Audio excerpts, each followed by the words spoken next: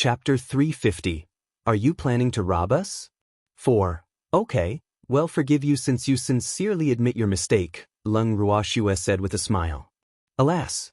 Are you too planning to participate in the competition like this? Lan Ming sighed helplessly. What? Is there something wrong? Lung Ruoxue pretended to be stupid. Of course it's inappropriate. If you go with these faces, you'll be laughingstocks, Lan Ming said honestly. Mystics were favored by heaven and earth, and they had absorbed so much spiritual energy day and night to undergo the baptism of heaven and earth. Therefore, basically all mystics were handsome men and beautiful women. There were almost none who were as ugly as Lung Ruoxue and the others. So he knew what kind of mockery they would receive without even thinking about it. President Lan, do you want to tell me that the competition held by the Mystic Association is a beauty pageant? Lung Ruoxue asked doubtfully. Of course not. But almost no mystic is as ugly as you are now. As a mystic, the higher the level, the younger and more beautiful the appearance will be. So, Lan Ming paused, a little at a loss for words. Then just treat us as anomalies. Lung Ruoxue said nonchalantly. You are definitely abnormal among mystics, Lan Ming said helplessly. By the way, did you just say that the higher the level of a mystic, the more beautiful they will be? Lung Ruoxue asked curiously. She knew that the higher the strength of a spiritualist, the longer they would live. She didn't expect a mystic to become beautiful. What benefits would her heaven-defying art have? Yes, we absorb heaven and earth spiritual energy every day, and it will gradually change our physique and appearance, so there are basically no ugly mystics, Lan Ming said implicitly. Then why can't spiritualists become beautiful? Lung Ruoxue was a little puzzled. Didn't spiritualists also absorb heaven and earth spiritual energy? The level of spiritual power is too low, so it can at most extend lifespan, Lan Ming explained. This was the most basic common sense on the boundless heaven continent.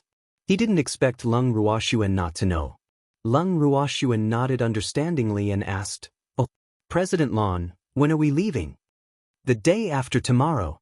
We need to go to the Mystic Association headquarters. The Mystic Association headquarters is located in Carefree City, which is very far from here. The journey will take quite some time, Lan Ming said after some thought. Where are we gathering? Lung Ruoxue asked. In your residence. President Lan said after some thought. Well, wait for you at home the day after tomorrow, Lung Ruoxue said. Yes. All right, this is for you. The compensation the city lord paid you has already been handed to me. Lan Ming took out a storage ring. Thank you, President Lan. Lung Ruoxue took the ring, casually scanned it with her divine sense, and sent the ring into the bracelet for Qin Ju to handle. President Lan, has anything major happened in the past month? Lung Ruoxue asked curiously. Lan Ming raised his eyebrows and said mockingly, the city lord's mansion married 2 daughters in a row. I wonder if that's considered a big deal? This is a big and happy event for the city lord's mansion, but not for me. Lung Ruoxue said calmly. She wasn't interested in what she had already expected. Nothing else then, Lan Ming said directly. In that case, well, take our leave, Lung Ruoxue said as she pulled Freak to his feet. All right. Lan Ming nodded. After leaving the Mystic Association, Lung Ruoxue and Freak didn't go home. Instead, they walked around on the streets. Schwer, where are we going? Freak asked curiously. Just taking a walk. We haven't come out for so long. Let's breathe some fresh air. Lung Ruoxue hugged Freak's arm coquettishly. Schwer, why don't we find a place to advance first? Freak suggested. Okay. Lung Ruoxue nodded and then found a less crowded place to let Quill out. Quill, bring us to a place to advance, Lung Ruoxue ordered. Yes, master. Quill soared into the sky and flew out of the city after Lung Ruoxue and Freak were seated. After flying for about an hour, Quill stopped at a mountain. Master, is this place fine? Quote. Lung Ruoxue looked around the location and said, Okay. Quill found a flat place to land. Lung Ruoxue jumped down from Quill's back and released all her beasts from the bracelet. She found a big green rock with Freak and sat cross-legged on it. About half an hour later, Lung Ruoxue and Freak's heaven and earth laws descended one after another, and the two of them absorbed heaven and earth's bestowment to their heart's content. After the heaven and earth laws disappeared, the two of them consolidated their cultivation for a while before slowly opening their eyes. Master, I'm going to advance. Master, I'm going to advance too. The silver wolves spoke one after another. They had always been the lowest level among the beasts, so they would obtain the greatest benefits every time Lung Ruoxue advanced.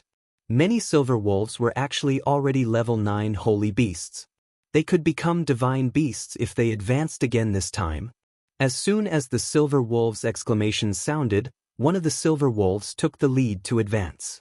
Streams of heaven and earth laws descended like a relay immediately after. After a long while, the advancement of the silver wolves officially ended. Lung Ruoxue looked at the silver wolves with satisfaction. These silver wolves were the first ones to follow her after Baby, Charm, Darling, and Quill. But they had been staying in the space to cultivate because they were relatively weak. She was very happy to have so many silver wolves advance to divine beast. The advancement of the silver wolves naturally brought her many benefits. Lung Ruoxue adjusted her breathing slightly and stood up from the rock. She looked at Freak and the beasts and said, "Let's go back." Okay. Freak stood up and hugged Lung Ruoxue. Lung Ruoxue stored all the beasts in the bracelet, sat on Quill's back with Freak, and returned to Windless City.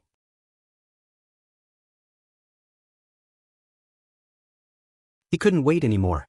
After discussing, Quill carried everyone back to Windless City. They didn't go to their residence when they arrived at Windless City and instead went straight to the Mystic Association. After seeing them, the receptionist of the Mystic Association let them through to the second floor. Lung Ruoxue knocked on the door of Lan Ming's president's office and led the old men in. Why are you here again so quickly? You've all advanced. Lan Ming's original bewilderment immediately turned to joy after seeing that they had all advanced to elementary mystic. Yes, we've all advanced. We're here to convert their spiritual power. Lung Ruoxue pointed at old Zhao and the other two. Now, they won't be as abnormal as you and need a few days to advance, right? Lan Ming said worriedly. If that was the case, their journey would be delayed.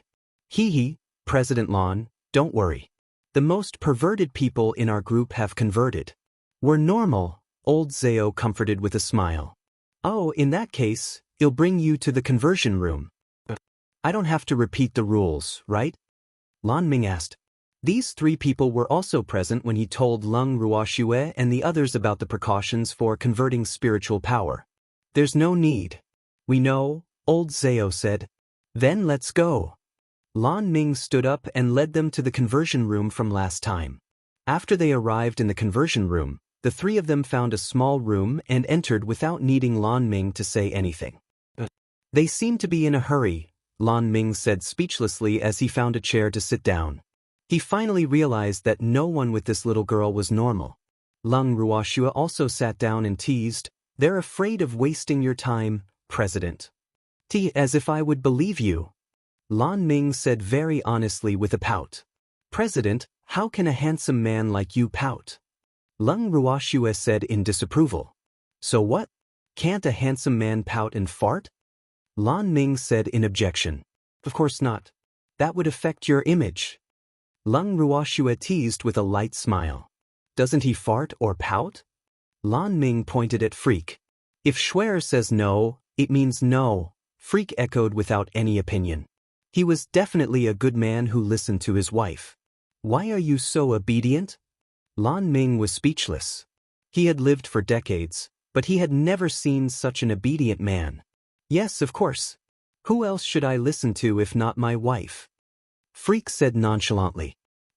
President Lan, you can't sow discord between us, Lung Ruoxue said very proudly. She hugged Freak's neck, pulled his head down, and kissed him heavily on the lips. Schwer. Freak was excited and looked at Lung Ruoxue with eyes full of hearts.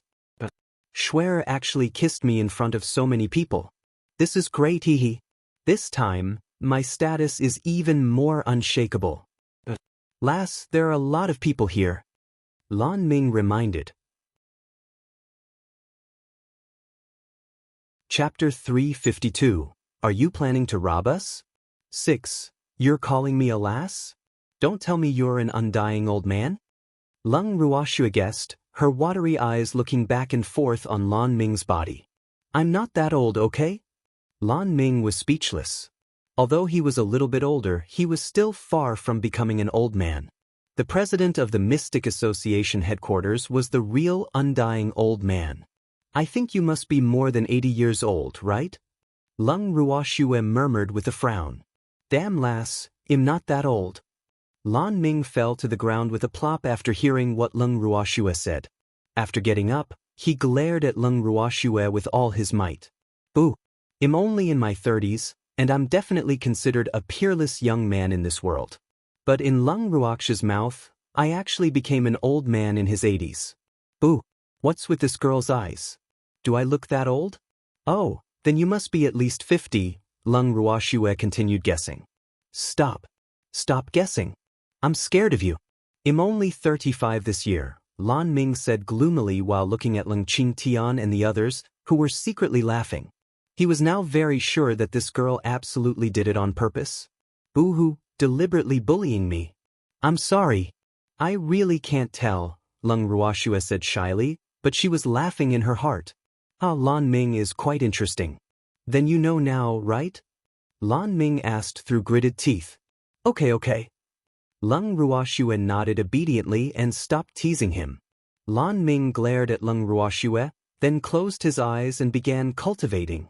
Time passed, and 3 hours went by quickly. But there was still no movement from the people in the small room. 4 hours. 5 hours. Still nothing happened. Only after 6 hours did the first stream of heaven and earth laws begin to descend. Immediately after, 2 more streams descended one after another. An hour later, the 3 old men completed the conversion of their spiritual power and officially became mystics. Not bad. Consolidate your foundation on the way. You can also participate in the competition. Lan Ming's handsome face was full of satisfaction as he watched the 3 people walk out of the small room. Hee, I'm a mystic too, old Zhao said with a silly smile. Yes, you are all mystics now. This is your identity card. Drip a drop of blood on it for it to recognize you as its master. Lan Ming reminded. After the 3 of them completed the last procedures to become mystics, Lung Ruoxue stood up and led everyone to leave. After returning to the residence, Lung Ruoxue sent the 3 old men into the bracelet while she discussed the competition with her grandfather and the others. On the day of departure, Lan Ming arrived at Lung Ruoxue and the others' residence early in the morning. President Lan, you're so early. Lung Ruoxue, who was still not fully awake, said with some displeasure in the living room. It's getting late. Why did you get up so late? Lan Ming was a little speechless. How could these people sleep so well? I was discussing something, so I slept late, Lung Ruoxue explained. Oh, pack up quickly. We have to set off. We have to reach West Wind Town before dusk today. Otherwise, we will have to sleep outdoors tonight, Lan Ming urged. Oh. Lung Ruoxue replied and returned to her room. She tidied up simply and waited in the courtyard with Freak. Lung Qingtian and the others walked out of their rooms not long later. President Lan, how are we going? Old Zhao asked Lan Ming. Taking my flying spirit beast. Lan Ming summoned his beast. Lan Ming's flying spirit beast was an enormous golden eagle. It was covered in golden feathers that were as sharp as blades, and its golden eyes were cold and sharp. As soon as the eagle appeared, it occupied the entire yard. Wow, what a big bird! Old Zhao sighed. This bird was even larger than the last quill. You're the bird, you damn old man. The golden eagle glanced at old Zhao with a displeased face. Ah! Old Zhao's face darkened. Boo-hoo? He was actually scolded by a bird that didn't admit to being a bird. But he was obviously a bird. Old Zhao was conflicted and depressed. Ah, you have personality. I like him. Old man was so happy seeing old Zhao deflated. He even praised the eagle. All right, let's go, Lan Ming said while suppressing his smile. After Lung Ruoxue and the others sat on the back of the golden eagle, he flapped his giant wings, soared into the sky, and disappeared into the horizon with a strong gust. Several hours later, "Lass, looks like we really have to sleep outdoors," Lan Ming said worriedly as he looked at the sky. "It doesn't matter," Lung Ruoxue said nonchalantly. Along the way, she had been comparing Quill with this golden eagle. But she still felt that her beast was better. Although this eagle was higher level than Quill, his feathers were not as soft as Quill's, and it was not comfortable lying on him. "Lass, no woman likes to sleep outdoors," Lan Ming couldn't help saying. "Yes, you can choose not to treat me as a woman," Lung Ruoxue said lightly. She was not one of those pampered young ladies. If she wanted to become a powerhouse, this bit of suffering was nothing. Lan Ming had lived for more than 30 years, and this was the first time he had seen a woman as carefree as Lung Ruoxue. But he was a little impressed by her. Compared to those young ladies from noble families who thought they were talented, were arrogant, looked down on others, and were unwilling to suffer a bit of hardship, Lung Ruoxue could be considered quite low-key and was very good at enduring hardship. So he believed that she would become a true powerhouse one day. "Since we can't reach West Wind Town before dark, let's find a place to camp," Lung Ruoxue continued. "That's the only way," Lan Ming said helplessly. Nighttime on the boundless heaven continent wasn't safe, so even powerhouses were unwilling to travel at night. Chapter 353. Are you planning to rob us? 7. Jin Hui, let's find a place to camp. Lan Ming said to his beast. "Yes, master." Jin Hui's huge golden eyes looked into the distance, and then he chose a wide place to land. Lung Ruoxue and the others jumped down from Jin Hui's back. They set up the tents and started a fire to prepare dinner. "What are you doing? We're in the wilderness now." Lan Ming was a little dumbfounded while watching Lung Ruoxue take out piles of food from her ring and place them on spread-out paper. "Of course we're eating. We can't treat our stomachs badly in the wilderness," Lung Ruoxue said matter-of-factly. They just dealt with it casually at noon, so of course they had to have a good meal tonight. But there's no need to be so exaggerated. Can we finish all this food? Lan Ming was a little scared. In his opinion, all this food was enough for 20 people. "You'll know when the time comes. Hurry up and help. Otherwise, there won't be any food later," Lung Ruoxue half-ordered. "Oh." Lan Ming answered and hurriedly walked over to help. When it was time to eat, Lan Ming realized that these people actually had enormous appetites. But the food was really delicious. He thought he had eaten all sorts of delicacies, but he had never eaten such delicious grilled meat and grilled fish. Were his chef's culinary skills too poor, or did he not eat anything really delicious? He was lost. So full. After dinner, everyone was too lazy to move. They simply lay down and stopped moving. "Haha, so many fat sheep." Suddenly, arrogant laughter sounded in everyone's ears. Lan Ming was shocked. "Oh no, could something I was afraid of come?" The reason the nights on the boundless heaven continent were not safe was all because of the most notorious bandits on the continent. Many of these bandits were powerful mystics. In addition, there were a lot of them. So many powerhouses would rather not travel at night than run into them. Lying in Freak's arms, Lung Ruoxue raised her eyes slightly and glanced at the bandits who appeared out of nowhere. There were at least several hundred bandits in front of her, and most of them were actually mystics. The leader was at least a great mystic, but because he hadn't released his mystic power, she couldn't see his level. "Are you planning to rob us?" Lung Ruoxue asked lightly. The leader of the bandits didn't say anything, but a small lackey rushed forward to speak. "Isn't it obvious? You found the wrong people. We're very poor," Lung Ruoxue said pitifully. "No money? Then we can sell that man. He can be exchanged for a few coins with his looks. As for you ugly monsters, forget it. Just kill them." Another person pointed at Lan Ming. "Ha!" Lung Ruoxue couldn't help laughing. Where did these bandits come from? They're so funny. They actually want to sell the president of a mystic association branch. Hee, I wonder where they want to sell Lan Ming? She was a little curious. "Say that again." Lan Ming roared furiously when he heard that these bandits actually wanted to sell him. Since you don't have money, we'll have to sell you for money, the bandit said recklessly. Lan Ming turned his head and said to Lung Ruoxue, Lass, I can't take it anymore. Oh, go on then. I'll cheer for you. Lung Ruoxue pretended to be stupid. Lass, are you so disloyal? Lan Ming asked pitifully as several black lines rolled down his forehead. What can I do? I'm weak, and my life is important. Old man, you can count on yourself. Lung Ruoxue smiled lightly, her eyes full of teasing. Lass, you can't do this. You can't deal with the leader, but you can deal with these small fries, Lan Ming reminded. The bandit leader was actually a mystic monarch. Alas, a mighty mystic monarch is actually a bandit. I really don't know what he's thinking. Lung Ruoxue looked up at the bandit leader. This leader was in his early 30s, tall, handsome, resolute, and had an extraordinary aura. Why would such a person be a bandit? She really couldn't understand. Lung Ruoxue glanced at Lan Ming lightly and said lightly, Just leave the small fries to the spirit beasts to deal with. I'm too full and don't want to move. Lass, you have to exercise even more after eating, Lan Ming advised. He couldn't tell whether Lung Ruoxue was joking or serious now. He was confused by this little girl. Old man, you can do it. You must have confidence in yourself, Lung Ruoxue encouraged. There are too many of them, Lan Ming said with a slight headache. The dense group of bandits seemed to have at least a few hundred people. Were they planning to take turns fighting? Don't be scared.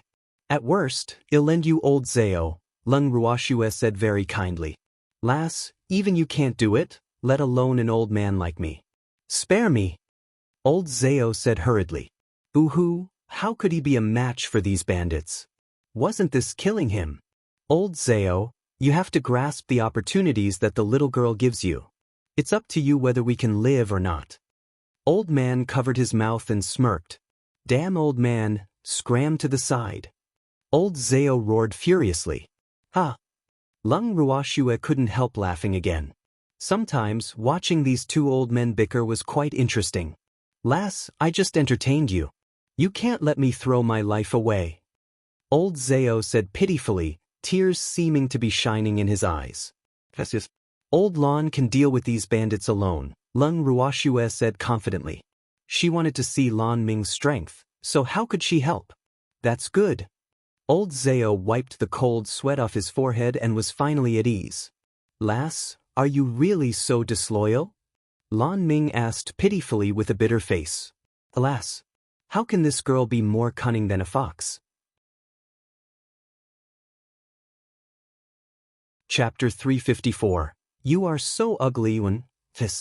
This young lady doesn't know what loyalty is, Lung Ruoxue said calmly, but she was already laughing in her heart. Hee, this time, Lan Ming has to attack. Hey, have you decided yet? A robber asked impatiently. Lung Ruoxue glanced at the robber and said lightly, What's the hurry? Haven't we been discussing it? She turned her head and said to Lan Ming, Old Lan, hurry up and attack. They're getting impatient from waiting. Remember, you can do it. But... Lan Ming braced himself. Boo! I can't let this little woman look down on me. Hey, let's fight. Lan Ming pointed at the bandit leader. I'm not interested in you, the bandit leader said coolly, not even looking at Lan Ming. Ha! Lung Ruoxue couldn't resist laughing again. This bandit leader really has character. The bandit leader looked at Lung Ruoxue and said with slight displeasure, Is it very funny? Isn't it funny? Lung Ruoxue asked. It's not funny at all, the bandit leader said very seriously. Lung Ruoxue looked up and down at the bandit leader and finally gave a very neutral evaluation. You have no sense of humor. Yes, I know. The bandit leader nodded in agreement. Which one of you wants to fight me? Aren't you going to sell me? If you defeat me, I'll let you sell me, roared Lan Ming, who was completely ignored and couldn't tolerate it anymore. Old Lan, you have to calm down, Lung Ruoxue advised with several black lines hanging on her forehead. Alas, it seems old Lan is really mad. I can't calm down, Lan Ming said irritably. Boo! It was one thing to be bullied by a little girl, But these blind bandits actually dared to bully him. They would really think he was a weakling if he didn't show his might. After speaking, Lan Ming directly launched an attack at the group of bandits. "I'll attack first since you won't." Immediately, light blue water attribute mystic power danced in the air and entangled the group of bandits. After a while, a fifth of the bandits died. But the bandit leader only watched from the side without any intention of making a move. "Hey, if you don't do anything, all your subordinates will die," Lung Ruoxue reminded kindly. This bandit leader was really incomprehensible. He actually ignored the deaths and injuries of his subordinates, and his fierce eyes only stared at her fiercely. It was really strange. She was so ugly now, so what was there to look at? Could it be that he had never seen such an ugly woman? "They aren't my subordinates," the bandit leader said nonchalantly. "Ah." 2 drops of cold sweat dripped down Lung Ruoxue's forehead. "What is this?" Those bandits obviously respect him, but this big bandit actually doesn't admit that these small fries are his subordinates. It's really too strange. The bandit leader saw through Lung Ruoxue's thoughts and explained, "We are just cooperating." "Oh. Then why are you looking at me? Don't tell me you're dazzled by my beauty?" Lung Ruoxue teased. "You're too ugly. I've never seen such an ugly woman in my life." The bandit leader said honestly. "Thank you for the compliment," Lung Ruoxue said nonchalantly. "You're welcome. Let's spar. If you win, it'll be yours from now on," the bandit leader suggested very seriously. Hearing this, Lung Ruoxue was at a loss for words. "What do you mean you'll be mine from now on? Please don't make it sound so ambiguous. I have a jealous lover by my side." Sure enough, Freak flew into a rage before Lung Ruoxue could say anything. "Damn it. Who do you think you are? Schwer is mine." Freak roared furiously. The bandit leader looked at Freak and then said very seriously, "Yes, you are also ugly. You two are a very good match." Ah. Upon hearing this, Freak was at a loss for what to do. It seemed that he didn't intend to snatch Schwer from him. "How is it? Let's spar." The bandit leader asked again. Lung Ruoxue glanced at him and said with slight displeasure, "Your strength is above mine. Aren't you bullying me by sparring with me?" "We're not competing in mystic power," the bandit leader said. "Then what should we compete on?" Lung Ruoxue asked doubtfully. "I want to compete in alchemy with you." The bandit leader said something shocking. "Alchemy?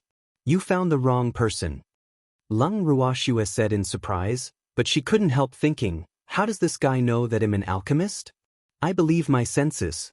You must have taken an appearance-changing pill," the bandit leader said with certainty. He felt very dense fire attribute mystic power on Lung Ruoxue's body, and coupled with her appearance-changing pill, he guessed that the woman in front of him was an alchemist. "Are you an alchemist?" Lung Ruoxue asked calmly. This man had to be talented in alchemy since he could tell that she had taken an appearance-changing pill. "Yes." The bandit leader nodded. "So, are you competing with me?" the bandit leader urged. "But if you lose, you have to be my subordinate and always be loyal to me," Lung Ruoxue said. "No problem as long as you can defeat me." The bandit leader nodded. "Well, compete after old Lan takes care of the small fries." Lung Ruoxue looked at Lan Ming. "Okay," the bandit leader replied and stood to the side to watch the battle.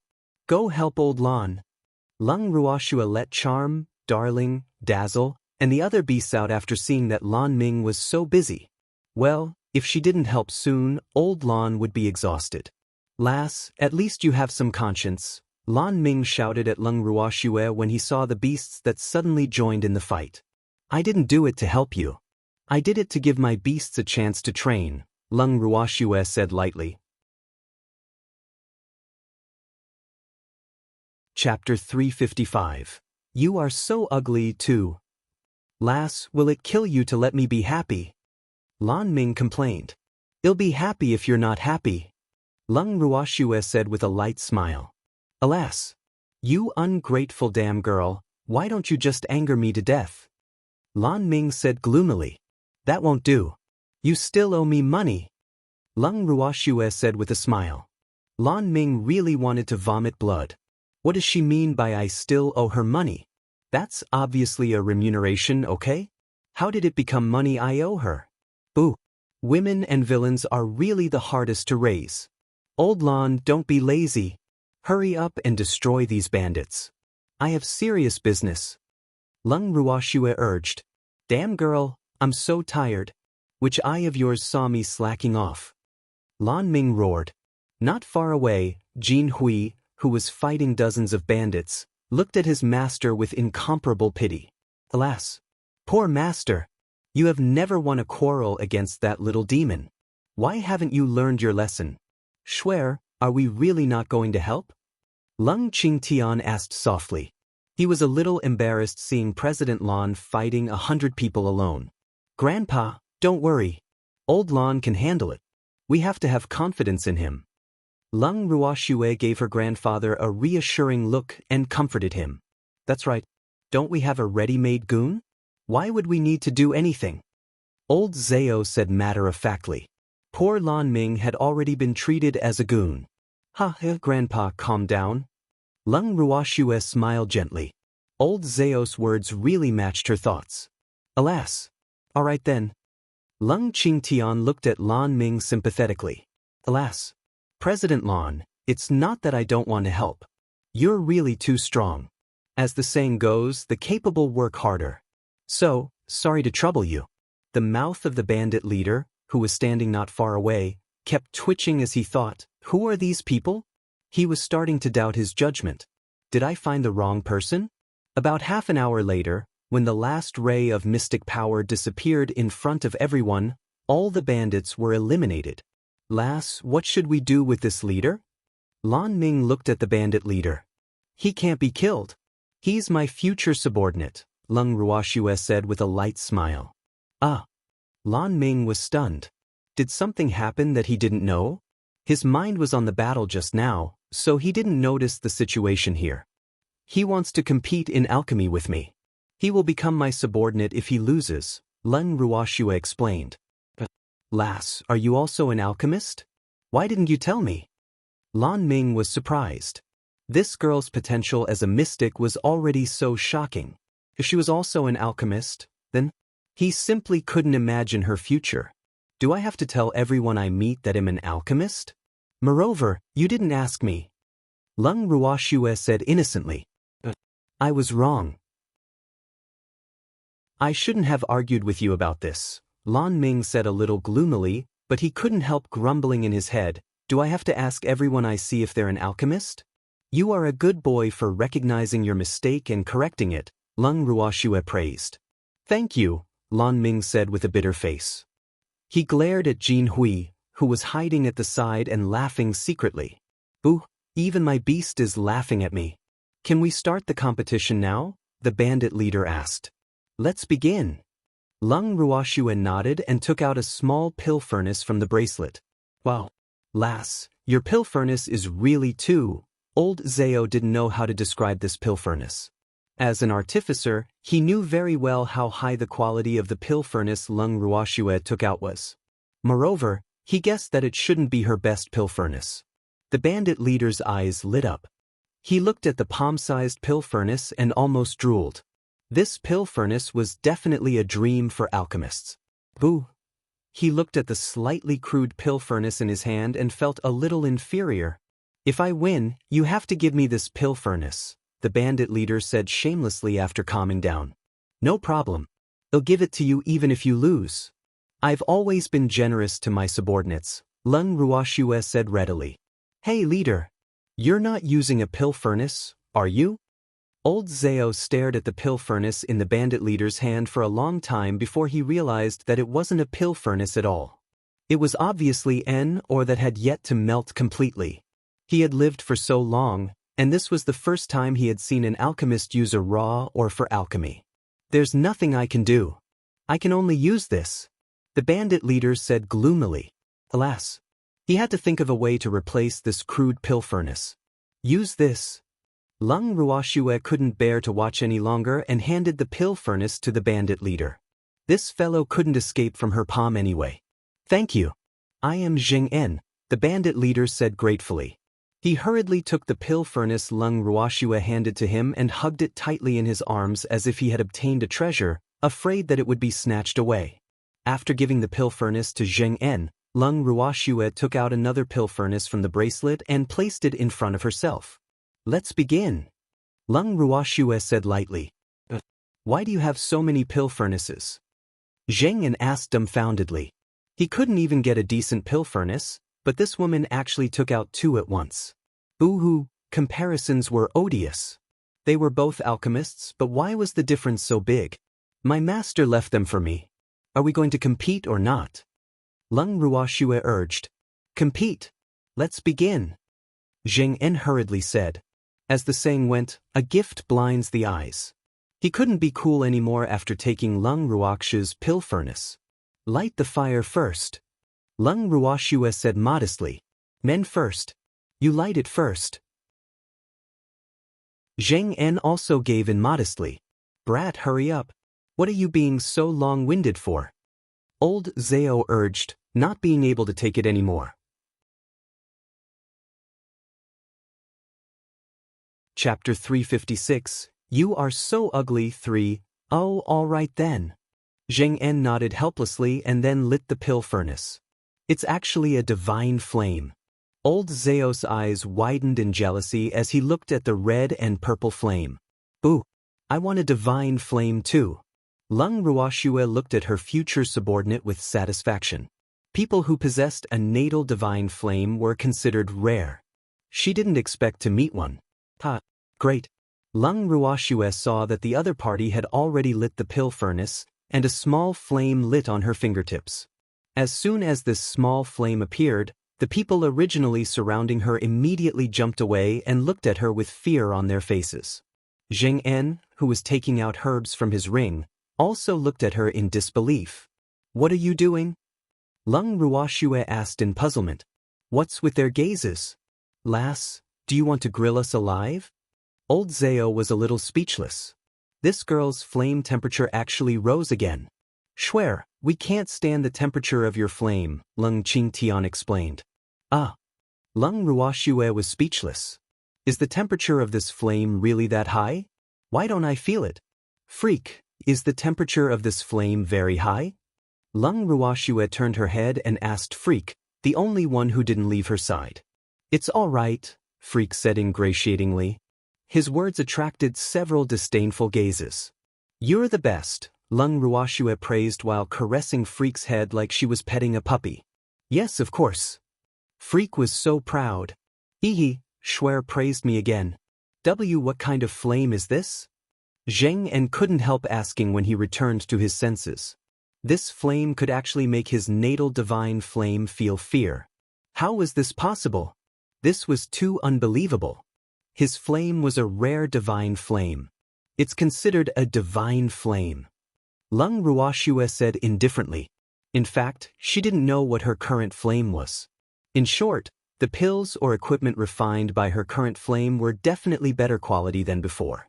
Zheng En was speechless. "What do you mean by that? Are we still going to compete? Let's begin quickly," Lung Ruoxue urged. She was a little sleepy and wanted to sleep. "What's there to compete about now?" "I admit defeat," Zheng En said helplessly. The level of this woman's flame was higher than his and completely suppressed his flame. So even if he competed, he would definitely lose. What was there to compete about now?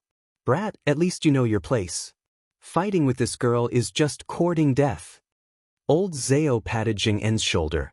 "Yes, that's right. Her flame suppressed my flame. I absolutely can't exert my best strength." Zheng En nodded in agreement.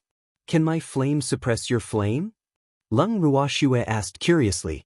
She had never competed with anyone else other than during the academy competition, so she didn't know that her flame could actually suppress other flames. "Of course. I can feel fear from my natal flame." Zheng En nodded. "But my flame didn't seem to suppress the other flames during the academy competition?" Lung Ruoxue asked doubtfully and turned to Old Zhao. "Lass, don't look at me. You know your own flame best," Old Zhao said hurriedly. "Divine flames might not be able to suppress other flames too much, but this girl's flame was probably not a divine flame anymore. so it was normal for it to suppress other flames. Is it because of evolution? Lung Ruoxue pondered. Immediately after, she seemed to feel the emotions transmitted by her natal flame. It seemed to be saying that she was right. Lass, you should try to compete less with others in the future. Old Zao continued. Alas, anyone who dared to compete with this girl was courting death. Okay, I'll handle the competitions in your place from now on. Zheng En nodded vigorously.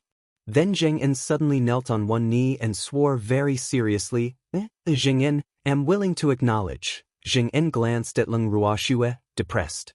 He actually forgot to ask for this ugly woman's name. Ooh, Lung Ruoxue.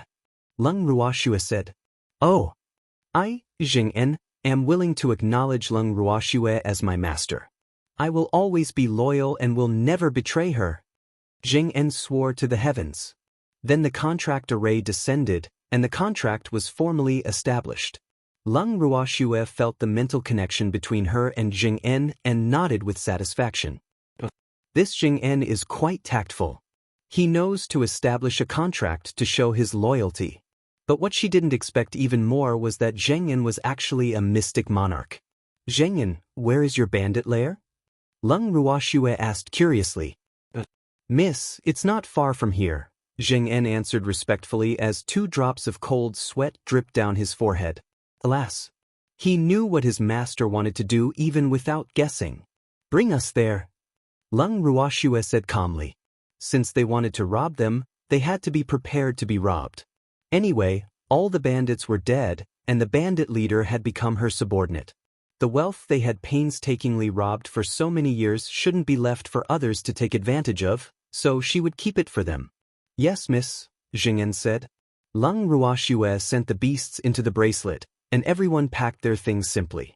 Then Zheng En led the way to the bandit lair. About 20 minutes later, Zheng En led Lung Ruoxue and the others to a residential house. Zheng En, we didn't come to the wrong place, did we?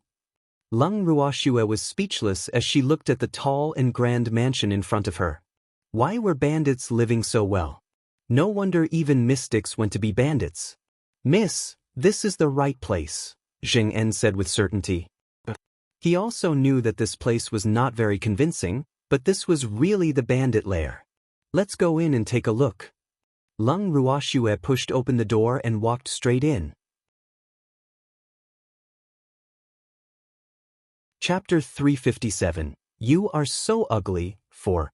After entering, Lung Ruoxue and the others were even more astonished because just the yard was luxurious and spacious enough to make people dumbfounded. Moreover, there were many rooms in the yard. From the appearance alone, the dazzling aura was absolutely comparable to the main hall of an imperial palace. No wonder even mystics are bandits, old Zao said with a sense of inferiority. Ooh. He had never lived in such a good house in all his life. Yes, I want to be a bandit too. Lung Ruoxue nodded in agreement. No matter how noble a mystic status was, they probably wouldn't be able to earn as quickly as bandits. This was a no-brainer business. After hearing what Lung Ruoxue said, Lan Ming was at a loss for words.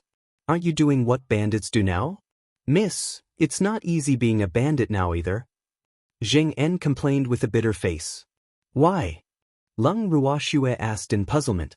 As a bandit, you have to be prepared to be killed at any time. Moreover, the first rule of being a bandit is that robbery is allowed but absolutely not killing. Otherwise, once you become the public enemy of the entire continent, everyone will kill you, Zheng En explained. Didn't those bandits say that they wanted to kill us just now? Lung Ruoxue said speechlessly. Actually, they were just scaring you.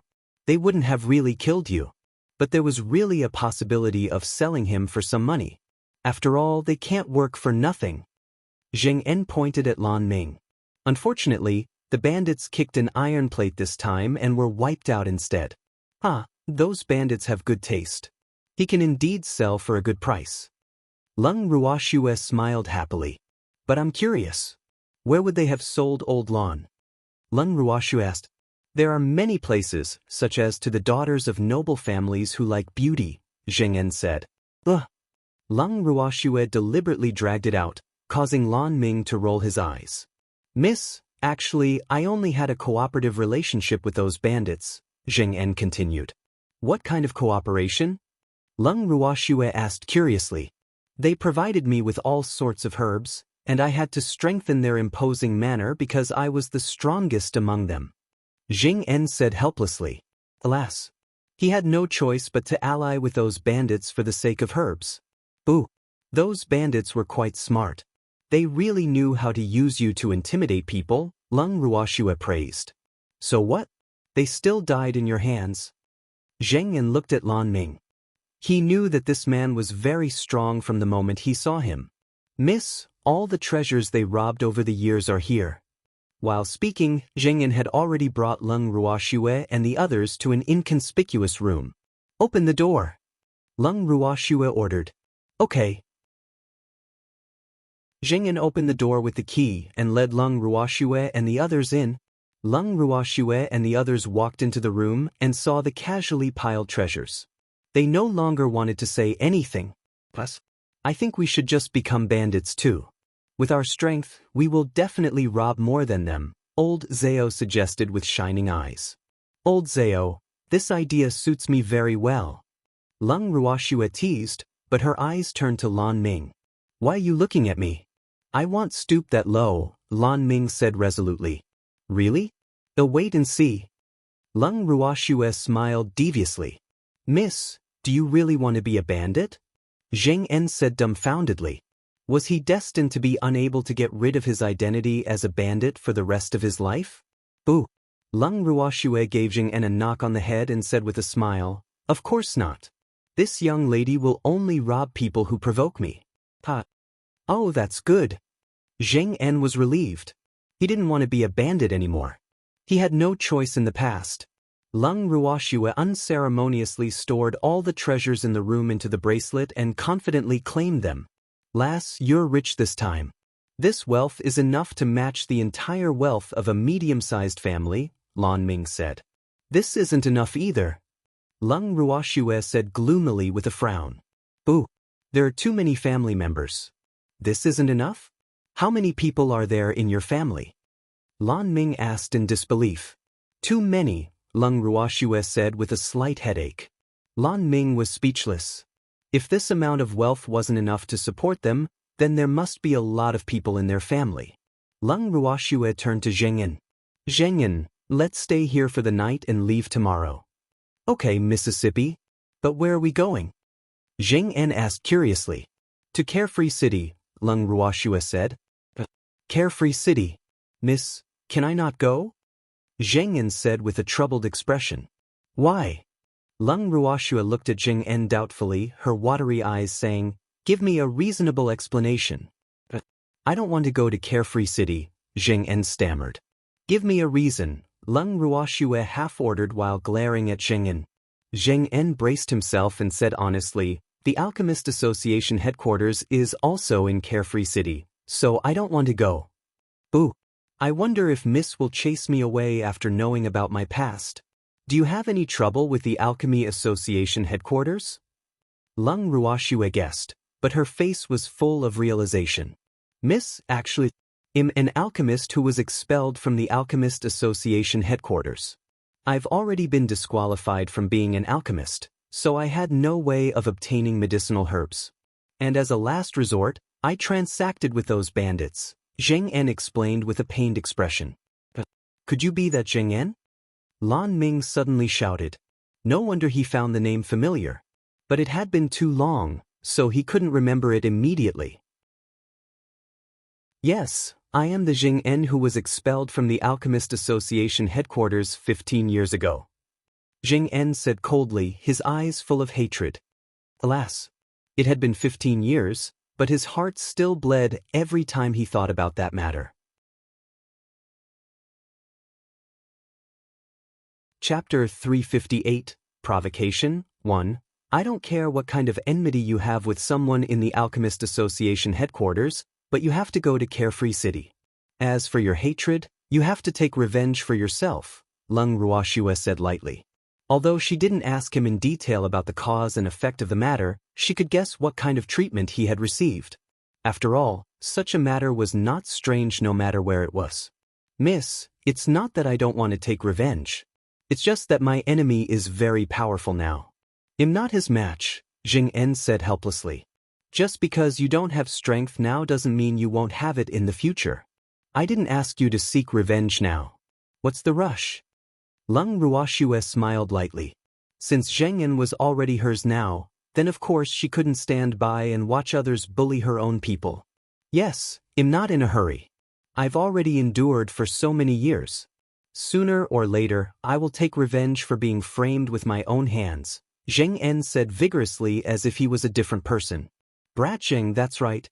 Don't worry. We will definitely help you if you want revenge. Old Zhao patted Zheng En's shoulder like they were good brothers. Yes, thank you. Zheng En felt warmth in his heart after hearing what old Zhao said. He had been alone for more than a decade, and it was impossible for him to truly befriend those bandits. So this was the first time he felt warmth in more than a decade. After seeing Zheng En regain his confidence, Leng Ruoxue said, "Everyone, rest early today. Let's continue going tomorrow morning." Okay, Leng Qingtian and the others answered and went to find rooms to rest. But Lan Ming didn't leave. Leng Ruoxue glanced at Lan Ming. "President Lan, do you have something to say?" "Lass, what happened back then was very troublesome and complicated. I advise you not to get involved," Lan Ming said after some thought. "Zheng En is now my subordinate. Do you think I won't be involved?" Leng Ruoxue asked calmly. "I think it's better to let Zheng En stay here for the time being. You can pick him up after the Mystic Association's competition is over," Lan Ming suggested. What he implied was that it was best not to let Zheng En go to Carefree City, lest he was recognized. "There's no need. But if you're afraid of trouble, President Lan, we can part ways here." Leng Ruoxue's tone suddenly became a little cold. "In your dreams? You want to get rid of me now that you have a new road to becoming rich, right? Dream on." Lan Minghe roared. Boo-hoo, his good intentions were actually treated as ill intent. He felt wronged. He had always thought that he was already friends with them, but this heartless little girl actually wanted to chase him away because of Zheng En, whom she had only known for a short while. Boo, so sad. When did I say I wanted to get rid of you? I was afraid you would find it troublesome. Leng Ruoxue said speechlessly as 2 drops of cold sweat dripped down her forehead. Why is this guy so unreasonable? If you're not afraid, why should I be? Lan Ming roared gloomily. Since you're not afraid, then go to sleep. We have to travel early tomorrow morning. Leng Ruoxue said lightly. Then she left with Freak, leaving Lan Ming sullen and alone. After staying in the bandit lair for the night, Leng Ruoxue and the others set off the next morning. 10 days later, Leng Ruoxue and the others arrived at Nightless City. This city is Nightless City. After passing through the city, we will reach Carefree City, Lan Ming explained outside the city gate while looking at the tall and grand city walls. After 10 days of traveling, they were almost at their destination. Nightless City? Do you mean that nighttime here is as lively as daytime? Leng Ruoxue asked curiously. Yes, the nights here are also brightly lit and bustling, Lan Ming said. Is this city bigger than Windless City? Leng Ruoxue asked. About the same. They're both not too big, Lan Ming answered. Old Lan, do mystics have any other preferential treatments? Leng Ruoxue asked. During the few days of being with Lan Ming, she had learned that mystics weren't charged any fees for entering cities. If inns are full, mystics have priority to stay. If 2 groups of guests are both mystics, the higher level one is the most respected, Lan Ming said with a smile. Oh, Old Lan, let's enter the city. Let's find a place to rest and then continue tomorrow, Leng Ruoxue said after understanding the situation. Let's go. There's an inn owned by our Mystic Association in Nightless City. Mystics get a discount there, Lan Ming said. Why isn't it free? The Mystic Association really takes enough. It even collects money from its own people, Leng Ruoxue thought. The association has to earn money too. The entire Boundless Heaven continent has a population of billions. No matter how few mystics there are still hundreds of thousands. If everything was free, then the association wouldn't be able to support the mystics no matter how much money it has. But it's completely free for mystics at or above mystic sovereign, Lan Ming said with a light smile. Oh. Lung Ruoxue nodded understandingly. Then everyone walked into Nightless City. We're here. This is it. After walking for a while, Lan Ming pointed at a gilded signboard in midair. On the signboard were two large words, Mystic Association. Lung Ruoxue looked at the signboard of the inn in front of her. This Mystic Association is really lazy. It didn't even bother to name it and just directly wrote the words Mystic Association on the signboard. Lass, this place is easy to recognize, right? Lan Ming said proudly. Yes. Very easy to recognize. Lung Ruoxue braced herself and echoed. If this place wasn't easy to recognize, what else would be easy to recognize? Lung Ruoxue and the others walked into the inn of the Mystic Association with Lan Ming. President Lan, who are they? The innkeeper asked in puzzlement while looking at the people behind Lan Ming when they arrived at the front desk. They are the representatives of our association, Lan Ming explained lightly. Chapter 359, Provocation, 2. No way. The innkeeper thought he had heard wrong. There were actually representatives from Windless City's Mystic Association participating in the competition. Moreover, how could there be such ugly mystics? It was too unbelievable. Do you think I would lie to you? Lan Ming glared at him angrily. These bastards who judge others by their appearance will suffer if they anger that little girl. He couldn't help gloating at the thought. No. Why would President Lan lie to me? The innkeeper hurriedly said. To be honest, he really didn't think very highly of the ugly mystics Lan Ming brought. Then quickly arrange rooms for us. Lan Ming said impatiently. These snobbish fellows will be taught a lesson sooner or later. President Lan, there are only 2 rooms left, the innkeeper said with a troubled expression. How is that possible? Shouldn't you reserve rooms for the major association branches? Lan Ming said angrily. The Mystic Inn of Nightless City would reserve rooms for the major association branches in every official competition of the Mystic Association. This was the usual practice. There were some at first, but President Zhou brought too many mystics. There weren't enough rooms reserved for them, so, the innkeeper stammered, his eyes a little evasive. So you gave our rooms to them? Lan Ming was angry. This is too much. President Lan, I didn't have a choice either. I can't afford to offend President Zhou. Moreover, it was President Zhou who said that no one from your branch would participate in the competition.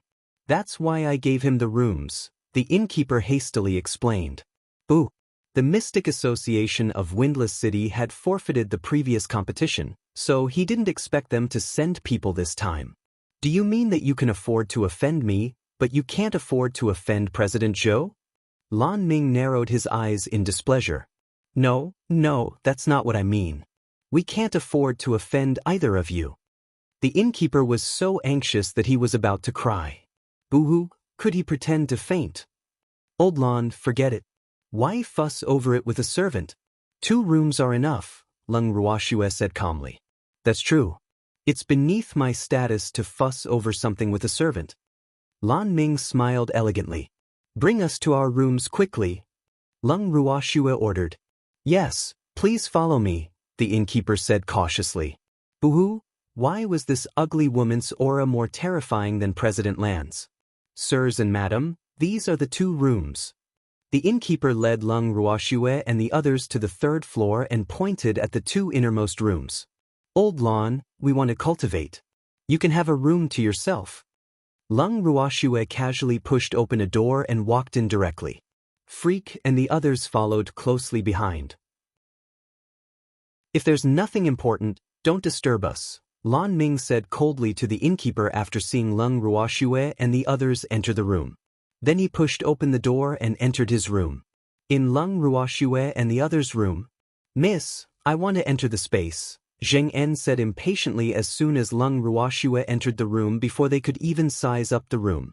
Brat Zheng, why are you in such a hurry? Old Zhao was a little speechless. If not for Lan Ming, this brat would probably have stayed inside and refused to come out. Let's go. Lung Ruoxue brought everyone into the bracelet with a thought. As soon as Zheng En entered the bracelet, he immediately ran to the medicinal fields. His eyes lit up as he looked at the precious herbs, and he was almost drooling. "Don't drop your saliva on my herbs," the little black dog, who had been guarding the medicinal fields, warned. "I want," Zheng En quickly promised and sat down beside the medicinal fields like the little black dog. Lung Ruoxue looked helplessly at the man and dog beside the medicinal fields and shook her head with a chuckle. Since the first time she brought Zheng En here, he hadn't wanted to go out. Moreover, as long as he stayed in the bracelet, she would definitely be able to find him in the medicinal fields. Alas, what a pill maniac! Zheng En's obsession with pills and herbs really made her blush with shame. "Freak, let's rest early." Lung Ruoxue turned to Freak. "Okay." Freak nodded and pulled Lung Ruoxue into the purple bamboo house. As for Lung Qingtian and the others, they had long returned to their houses to cultivate mystic skills. The next morning, Lung Ruoxue brought everyone out of the bracelet. "Mississippi." Zheng En looked at Lung Ruoxue pitifully, his eyes full of pleading. "Boo-hoo, there was a very precious herb that was about to mature today. Such an opportunity was rare to come by in 1,000 years. We should go. There will be more chances in the future." Lung Ruoxue coaxed helplessly as 2 drops of cold sweat dripped down her forehead. Alas, she really couldn't get used to being looked at by a tall, burly, and resolute man with such a pitiful gaze. Standing beside Lung Ruoxue, Freak rapped Zheng En on the head and roared with displeasure, "You're not allowed to learn from me." Damn it. He actually wants to pretend to be pitiful like me. Not a chance. My Schwer won't pity other men. "I didn't," Zheng En said aggrievedly with tears in his eyes. "Boo. Miss Man is so fierce." Thought. "Don't make Lan Ming wait anxiously." Lung Ruoxue suppressed her smile. "Hee, Freak is cuter when he's pretending to be pitiful." Lung Ruoxue and the others exited the room and happened to see Lan Ming pacing around in the corridor. "Old Lan, what's wrong?" Lung Ruoxue asked curiously. Why was Lan Ming like an ant on a hot pan? "Lass, you came out at the right time. I want to tell you about President Zhou." Lan Ming was about to say something when Lung Ruoxue interrupted him. "Old Lan, I'm not interested in unimportant people," Lung Ruoxue said without much interest. "Lass, listen to me." Lan Ming sighed helplessly. "All right, tell me," Lung Ruoxue said nonchalantly. Chapter 360, Provocation 3. Lass, that President Zhou's full name is Zhou Kun, and he is the president of Sunzhou City's Mystic Association. Sunzhou City is one of the 3 main cities of the boundless heaven continent, and its area is much larger than carefree cities. Moreover, it is the main city of the Sun family. The Zhou family is Sunzhou City's 2nd largest family, and the Zhou family has had a very close relationship with the Sun family for thousands of years.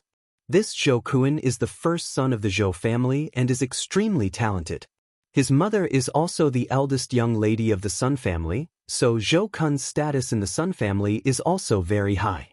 Zhou Kun is the beloved disciple of the vice president of the Mystic Association headquarters, and my master is the president. However, my master has been in seclusion for many years, so basically the vice president decides everything in the Mystic Association headquarters. He has always hoped that his beloved disciple could inherit the position of president of the Mystic Association headquarters, so he has been suppressing me. He was the one who arranged for me to be sent to the Mystic Association in Windless City, Lan Ming explained. "Old Lan, you're from the Lan family, right? Isn't that vice president afraid of offending the Lan family by doing this?" Lung Ruoxue asked curiously. "Alas, lass, I'm from a branch family of the Lan family. Moreover, the Mystic Association has regulations that the direct descendants of the 3 great families are not allowed to hold important positions in the Mystic Association. Moreover, even if I'm from a branch family, becoming a president of the Mystic Association is equivalent to leaving the family, so the family naturally won't protect me," Lan Ming said helplessly. "It seems like the Mystic Association has a lot of rules," Lung Ruoxue said in realization. This was probably a last resort to prevent the mystic association from being controlled by the three great families. However, she didn't think it was a good idea. Yes. Lan Ming nodded in agreement. Doesn't Zhou Kun also have a close relationship with the Sun family? If he becomes the president, what's the difference between him and the Sun family being the president? Leng Ruoxue asked in puzzlement. In her opinion, this was simply exchanging soup for medicine. He isn't a true member of the Sun family after all. So if he becomes the president, he won't violate the rules of the mystic association. 2 drops of cold sweat dripped down Lan Ming's forehead. Alas! Must this girl be so sharp? Even though this is something everyone knows, no one has dared to ask so directly. If I'm not mistaken, you didn't really break away from the Lan family, right? Leng Ruoxue said calmly. Rules were dead, but people were alive. People could find loopholes in rules and use them at any time. This had long been an unchanging fact. Yes, I have to do my duty for the Lan family, but the Lan family doesn't have any responsibilities to me, Lan Ming said helplessly. This was probably the sorrow of the descendants of aristocratic families. They would always be pawns of their families, and they even had to sacrifice their lives if necessary for the sake of their family's strength. Haven't you thought about changing your destiny? Leng Ruoxue asked calmly. That won't be easy. Lan Ming sighed. As long as you have the heart, there's nothing you can't do. Leng Ruoxue didn't agree at all with Lan Ming's slightly negative thoughts because becoming stronger had always been her goal. She knew very well that only by becoming a powerhouse above everyone could she control her own destiny, so she had always been working in this direction. Lass, you really don't understand the power of a family. How could Lan Ming not want to break free from his family's control? But he couldn't do it at all at present. Hee, this girl is our family head. Her words are like an imperial edict to us. What else does she need to know? Old Zhao interrupted. That's true. All right, lass, we might be going on the road with Zhou Kun and the others later, Lan Ming reminded. Why? Leng Ruoxue asked with some displeasure. She didn't want to go with that Zhou what's-his-name. I was notified this morning that the headquarters has already sent people to fetch us, so I guess we have to set off together. This was also the main reason why he told Leng Ruoxue about Zhou Kun. On the way, he had already understood Leng Ruoxue's character of taking revenge for any enmity, so he was very afraid that she would have a conflict with Zhou Kun. After all, she was definitely not Zhou Kun's match now. Oh, don't worry. As long as he doesn't provoke me, I won't take the initiative to provoke him, Leng Ruoxue said indifferently. But don't blame me if that fellow foolishly provokes me. That's good. Lan Ming was relieved after hearing Leng Ruoxue's promise because he knew that she wasn't someone who liked to cause trouble. Old Lan, when will they send people? Leng Ruoxue asked. They should be here in an hour. It's enough for us to have breakfast in the dining hall. Lan Ming looked at the time. Then let's go. Leng Ruoxue said. Leng Ruoxue and the others arrived at the restaurant on the first floor and deliberately found a window seat. But an annoying voice sounded in their ears just as they sat down. Yo, isn't this President Lan? I heard that people from your Windless City's Mystic Association can finally participate in the competition this year? A frivolous voice said provocatively. But no one bothered with him. We haven't seen each other for so long, but I didn't hear anything about you becoming a mute, President Lan. What? Are these mystics you brought also mute?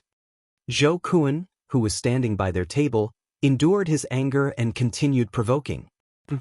He didn't believe that Lan Ming wouldn't get angry. No one will think you're a mute if you don't speak, old Zhao said indifferently with his head lowered. How dare you?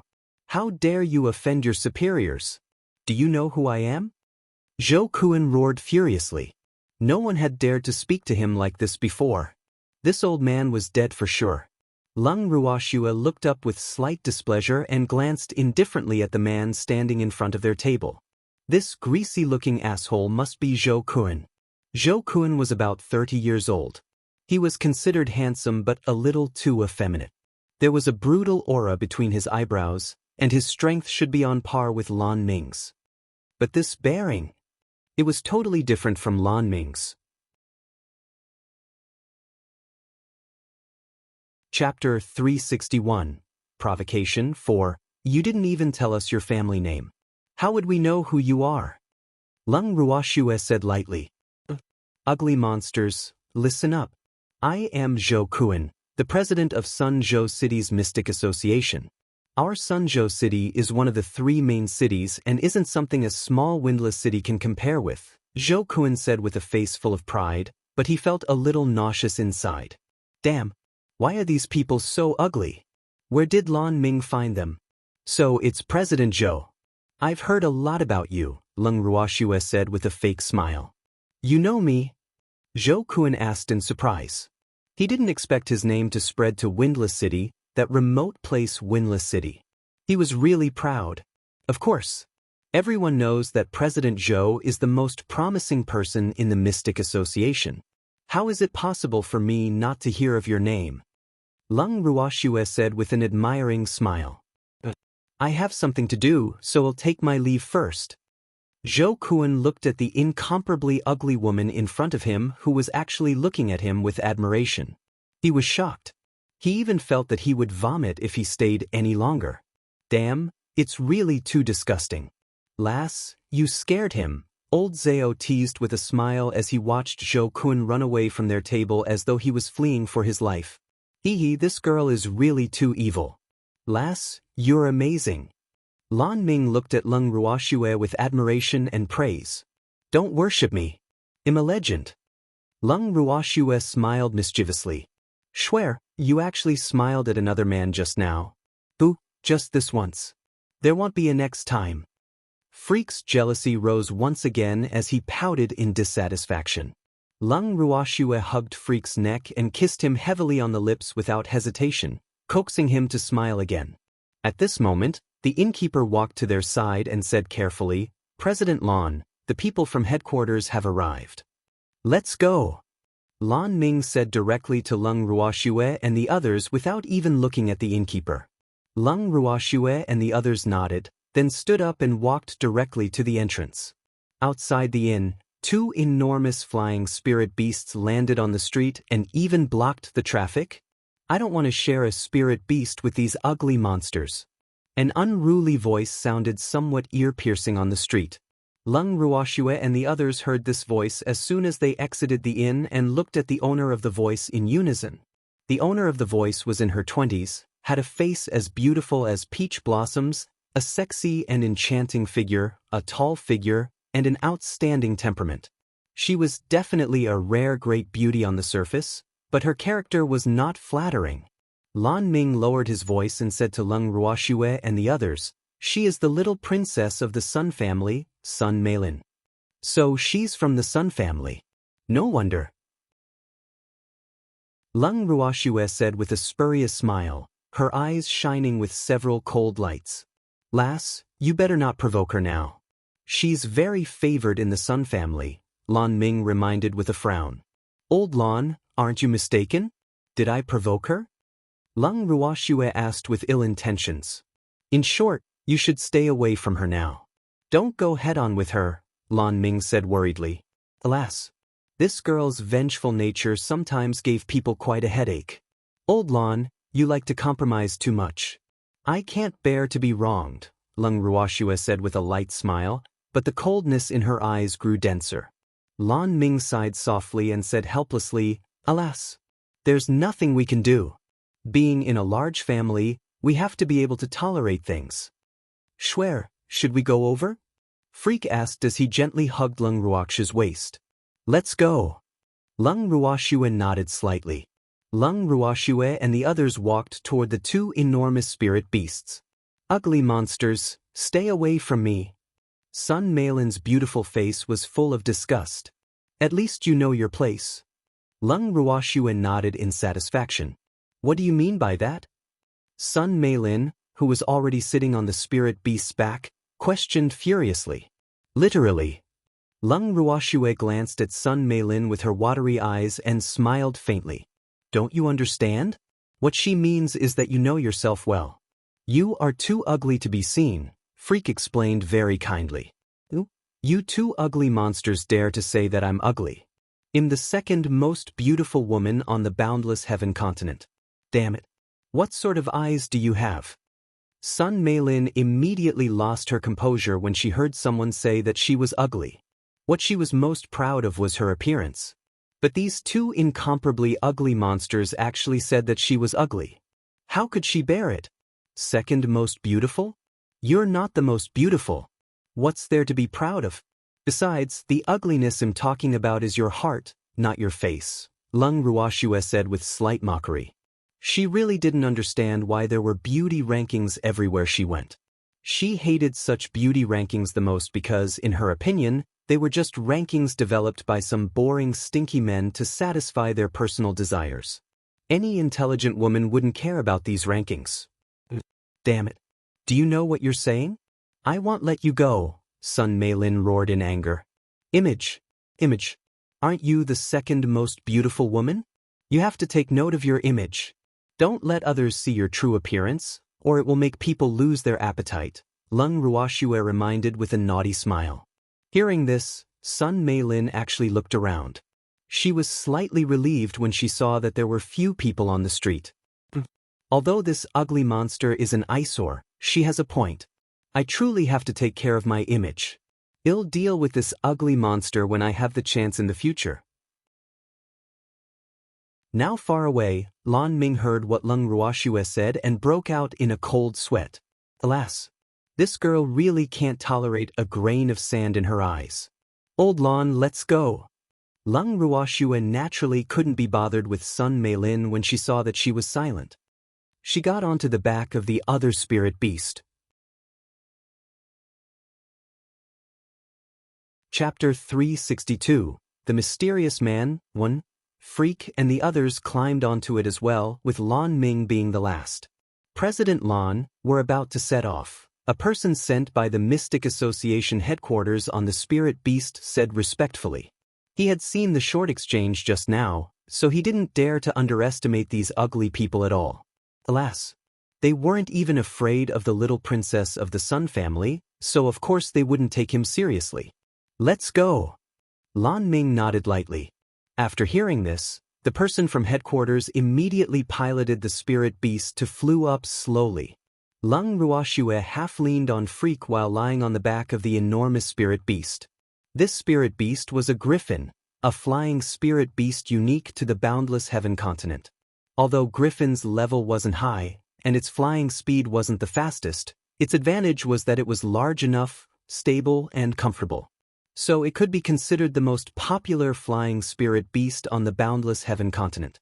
Old Lan, sitting on this griffin is so much more comfortable than sitting on your Jin Hui, Lung Ruoxue said with her eyes closed. But how can a griffin's speed compare to my Jin Hui? Lan Ming refused to be outdone. He didn't want his beast to be looked down upon by this little girl. Jin Hui's back is too hard. So what if he flies fast?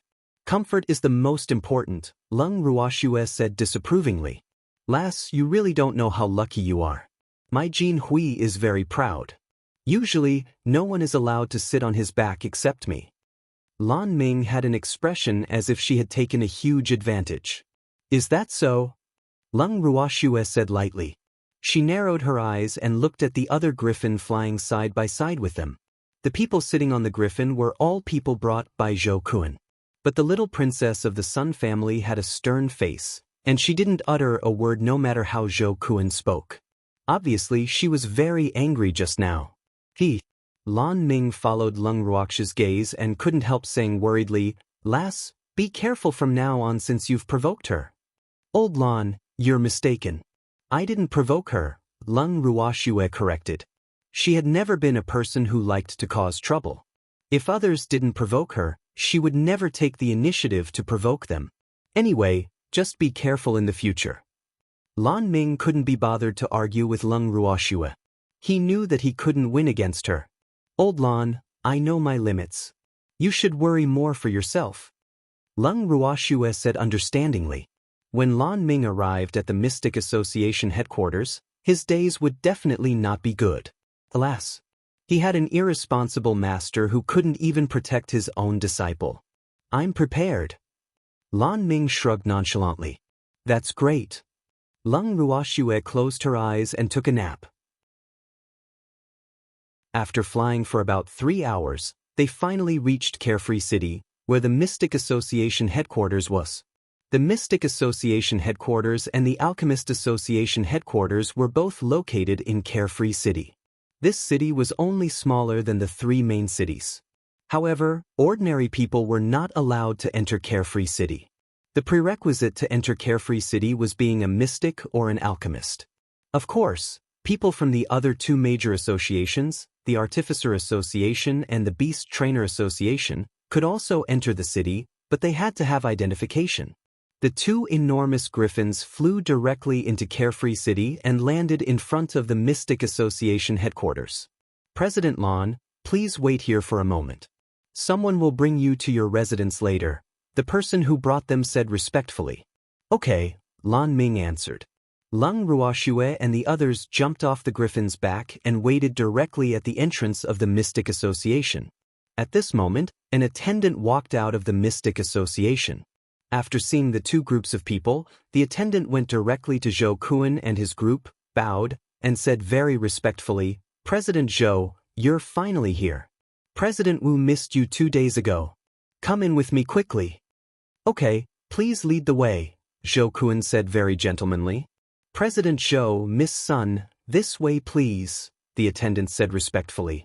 He completely ignored Lung Ruoxue and the others and directly led Zhou Kun's group into the main entrance of the headquarters. When Zhou Kun and his group passed by Lan Ming and the others, they deliberately glanced at them provocatively before swaggering into the Mystic Association. Lung Ruoxue and the others were completely ignored. Damn, these snobs. I've never been treated like this before. Old Zhao couldn't help cursing.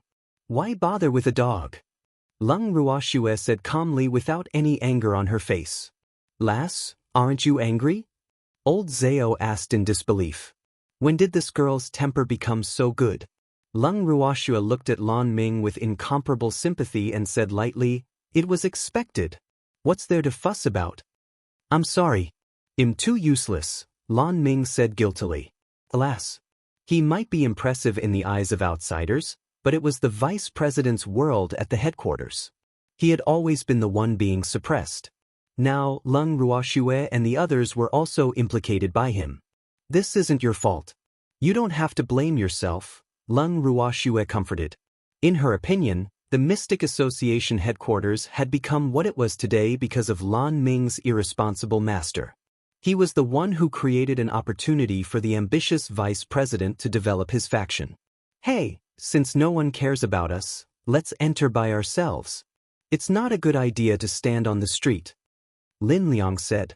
He didn't want to be treated as a clown for onlookers to watch. Okay, let's enter.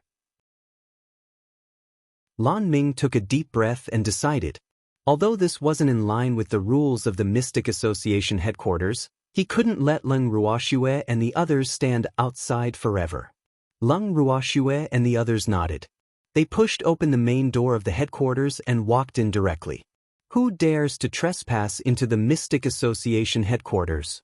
A loud shout sounded in everyone's ears. In the blink of an eye, Lung Ruoxue and the others were surrounded by a group of mystics.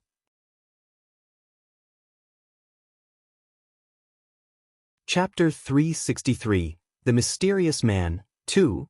Lung Ruoxue looked at the powerful formation in front of her and sneered in her heart. It seemed like this vice president was planning to give them a demonstration of his authority. She really didn't believe that every mystic who entered the Mystic Association would receive such treatment. I am Lan Ming said, suppressing his anger. Oh, so it's President Lan. President Lan, you should know the rules of our Mystic Association headquarters, right? The Mystic Association headquarters is not a place to be trespassed. You have to report first if there's anything. The slightly wretched-looking middle-aged man in the lead smiled smugly. The feeling of stepping on Lan Ming is really good. So what if he's the president's beloved disciple? The person in charge of headquarters now is President Wu. We've been here for a while. Don't tell me you didn't know? Lan Ming said coldly, his pitch-black eyes glaring fiercely at the middle-aged man. President Lan, headquarters is very busy. What does it matter if you wait a while longer? The middle-aged man said in objection. We came with Zhou Kun. He can enter, but we have to wait. What's the meaning of this? Lan Ming questioned with a displeased face. President Zhou's residence has been arranged long ago, but President Lan, your group's residence needs to be arranged on the spot. Alas, you can't blame us. We didn't expect the Windless City branch would actually send people to participate this year, the middle-aged man said, shirking responsibility. Do you mean that the people from other branches don't need to wait outside when they arrive, only us from the Windless City? Lung Ruoxu's light voice sounded. Who are you? How can you interrupt when I'm talking to President Lan? The middle-aged man glared. You don't have to care who I am. You just have to answer yes or no, Lung Ruoxu said expressionlessly. She would never care about such a small character. She would just destroy him directly if he was really too annoying. It wasn't worth wasting her breath on him at all. Yes, the middle-aged man answered honestly, stunned by Lung Ruoxu's imposing manner. President Lan, did you hear that? Lung Ruoxu asked. Yes. Lan Ming nodded to show that he understood. Bring us to our residence. Otherwise, don't blame me for being impolite. Even though Lan Ming could bear with it, his anger was currently rising. He even released all the pressure of a mystic monarch. Has my temper been so good that these people have completely forgotten that I'm a mystic monarch? President Lan, don't be angry. I'll bring you there now, the middle-aged man said fearfully as cold sweat rolled down his forehead. Boo-hoo, didn't the vice president say that Lan Ming wouldn't do anything to them? He was only a great mystic.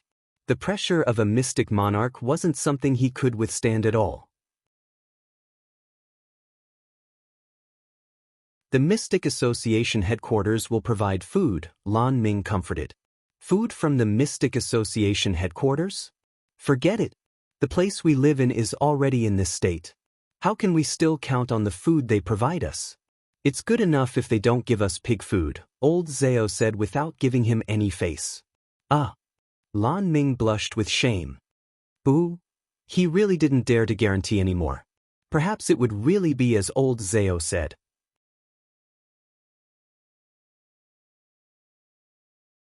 Chapter 364. The Mysterious Man, 3. President Lan, are you sure you can afford our remuneration? Lung Ruoxu suddenly looked at Lan Ming doubtfully.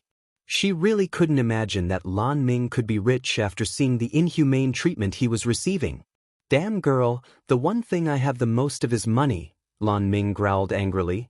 He admitted that he had always been suppressed by Wu Gong, but the assets of the Mystic Association headquarters were beyond Wu Gong's control.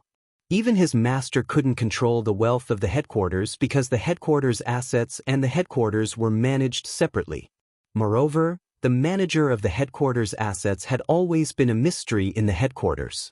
Oh, then I'm relieved. Lung Ruoxu looked relieved. Hurry up and work.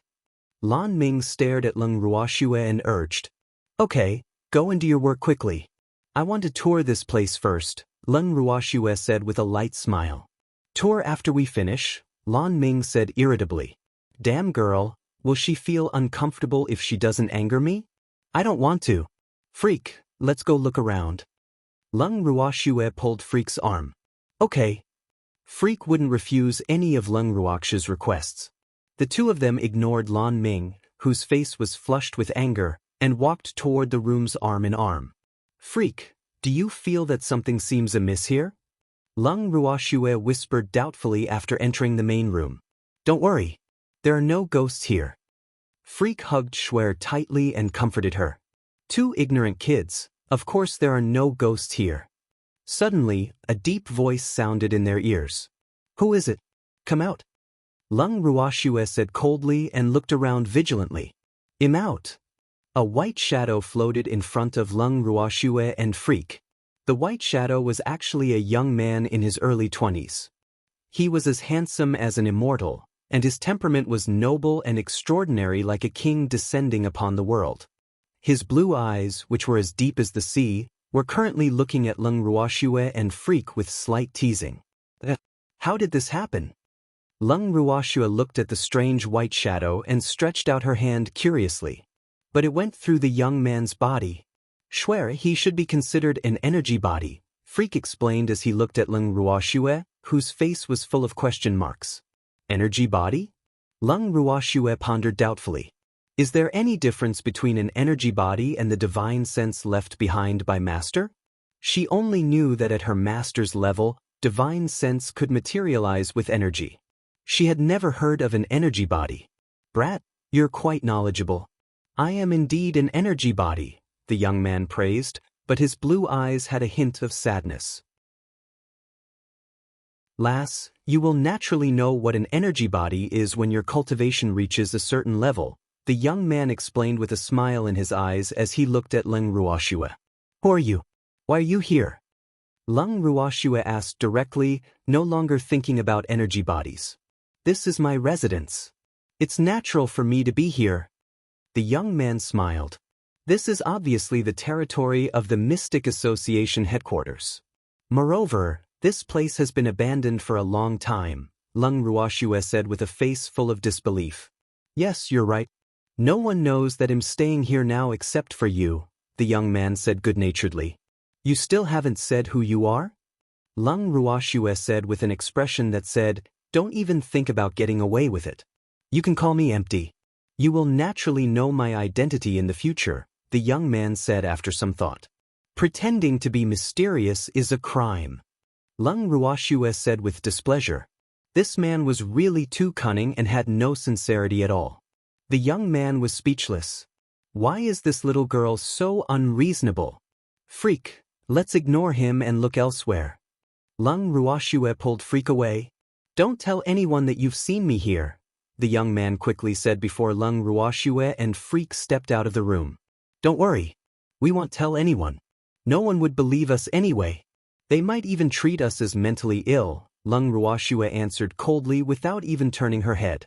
Freak, how do you know about energy bodies? Lung Ruoxue whispered curiously after walking out of the room. I saw it in a book, Freak answered. What book? Let me see it too, Lung Ruoxue asked with her hands stretched out in front of Freak. That book is long gone. Freak sighed helplessly. Freak, will that person hurt us? Lung Ruoxue knew that Freak was hiding a secret from her. But she wouldn't force him to talk, so she changed the topic directly. Probably not, Freak said with certainty. Even though that person, it would still be easy for him to hurt us with his current strength. Oh, that's good. Lung Ruoxue was relieved. In fact, she didn't care who that man was at all. She was mainly afraid that he would have designs on them. After all, the safety of her loved ones was the most important to her. Lung Ruoxue and Freak walked around the rooms and returned to the courtyard. You two lazy fellows, you're back only after we finished. Lan Ming was furious when he saw the two carefree people. Done so quickly? But it seems like there are still a lot of messy rooms. Lung Ruoxue said in surprise. Lan Ming rolled his eyes at Lung Ruoxue and said irritably, we can't stay in so many rooms. Why should we clean them up? Oh, Freak, let's go choose a room since they're done cleaning. Lung Ruoxue smiled lightly and turned to Freak. Damn girl, you didn't do anything and still want to choose your room first? Lan Ming glared and deliberately growled with displeasure. Can't I? Lung Ruoxue looked at everyone aggrievedly.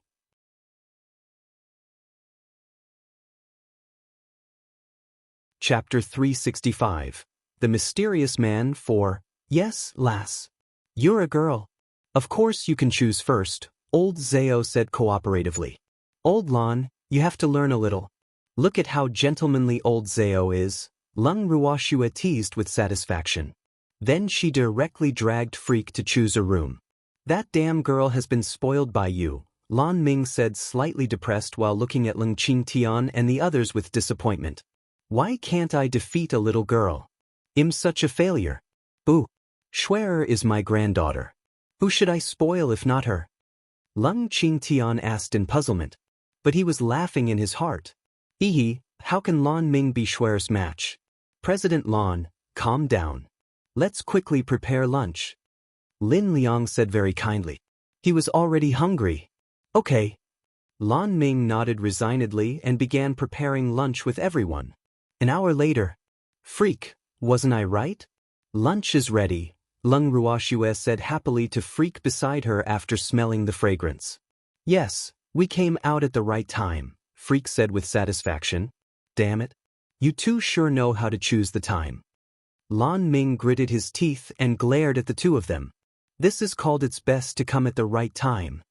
Lung Ruoxue said with a smug face. Shuer, quickly sit down and eat. Lung Qingtian urged. He knew very well why Shuer kept angering Lan Ming. Alas, Shuer had put in so much effort. Hopefully, Lan Ming would be able to understand. Okay. Lung Ruoxue pulled Freak over to sit down. She had just picked up a piece of grilled meat and was about to eat when she heard a soft voice in her ear. I want to eat too. Do you want to scare me to death? Lung Ruoxue was a little speechless as she looked at the man who suddenly appeared in displeasure. She grumbled in her head, You even told us not to tell others that you are here. Then why are you swaying around like this? They can't see or hear me, Empty said proudly, his deep blue eyes full of teasing. But they can hear me. Lung Ruoxue thought. Shuer, who are you talking to?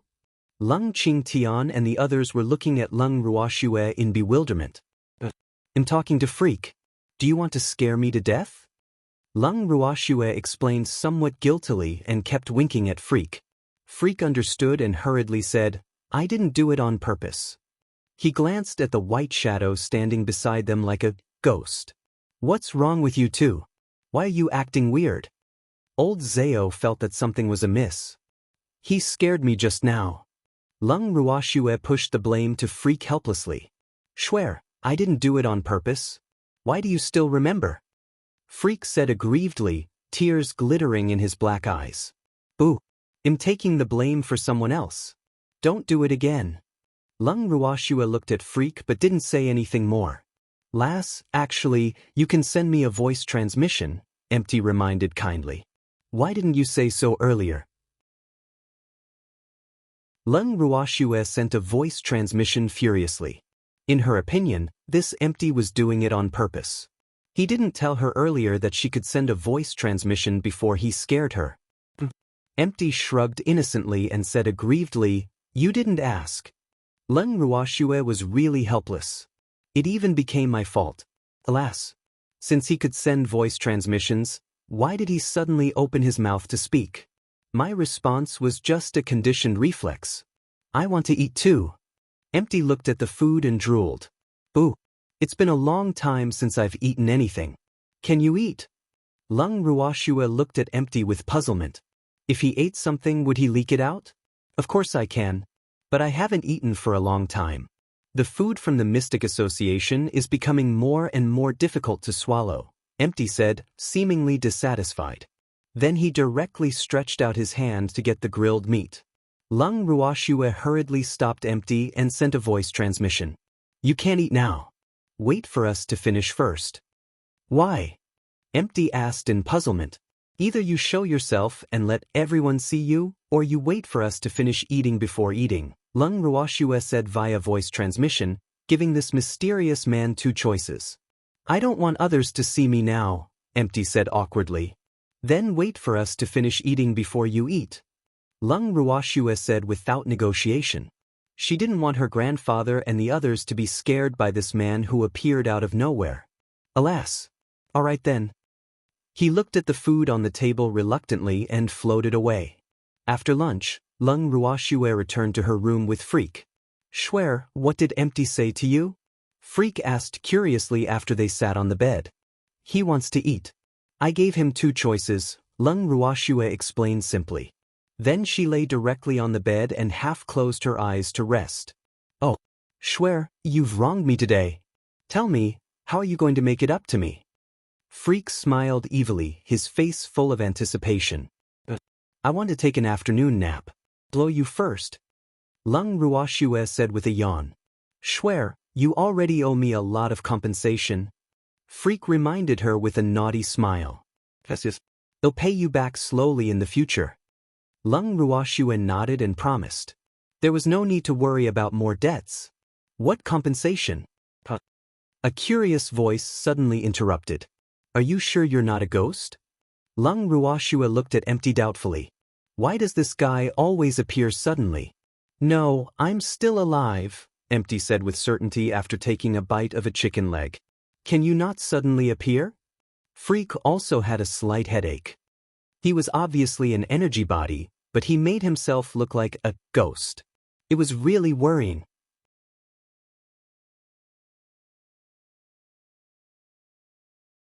Chapter 366. Please take care, I won't be seeing you out. 1. This is my room. Do I have to knock on the door to enter my own room? Empty asked back. It's ours now, so you have to knock before you enter, Freak said very seriously. Oh. Then Empty floated out, knocked on the door, and floated in again. I have a generation gap with him. You talk to him. I'm taking an afternoon nap. Lung Ruoshue sighed weakly and directly closed her eyes. Play by yourself. Don't disturb us. Freak lay down beside Lung Ruoshue and hugged her, ignoring the ghost. Oh. Empty looked at them and found a random seat to sit down. His imagination ran wild as he ate. After a long while, Are you awake? Empty stretched his head out in front of Lung Ruoshue. After waking up, Lung Ruoshue was in a daze for a moment when she saw the handsome face that suddenly appeared in front of her. She instinctively reached out her fist and directly punched, but it went through his body. Only then did she really wake up and remember this man's identity. Don't scare me so suddenly, okay? Lung Ruoshue roared angrily. I just wanted to say hi. Empty said aggrievedly. Boo. Why is this little girl so fierce? Your sudden appearance will scare people to death, Lung Ruoshue said weakly with 2 drops of cold sweat dripping down her forehead. She realized that she really couldn't communicate with this man who didn't admit that he was a ghost but liked to behave like a ghost. The generation gap was probably too big. Oh, but are you so timid? Empty asked doubtfully. No. I just can't stand you appearing and disappearing like this, Lung Ruoshue said bluntly. Then he'll follow you from now on. Empty said as if he had made a major decision. You want to follow us? Lung Ruoshue was at a loss for words. Boo. This isn't what I meant. That way, you won't despise me and say that I'm like a ghost. Empty looked at Lung Ruoshue aggrievedly. Empty, you've misunderstood me. I don't want you to follow us. Lung Ruoshue tried her best to lower her voice. It was really inconvenient to have a ghost follow her. Alas. I knew it. You still despise me. Boo-hoo. Tears welled up in his deep blue eyes. Are you going to cry? Lung Ruoxue's head began to hurt again. When did this fellow learn this move? I've been alone for thousands of years. Boo. There's no one to accompany me, no one to love me. I'm floating all alone in this world. Empty pretended to be pitiful with tears in his eyes. At this moment, Freak opened his eyes and said, Schwer, let him follow us. Oh, all right then. Lung Ruoshue replied, but she looked at Freak doubtfully. It was really strange that he wasn't jealous. It was too unbelievable. Schwer, why are you looking at me like that?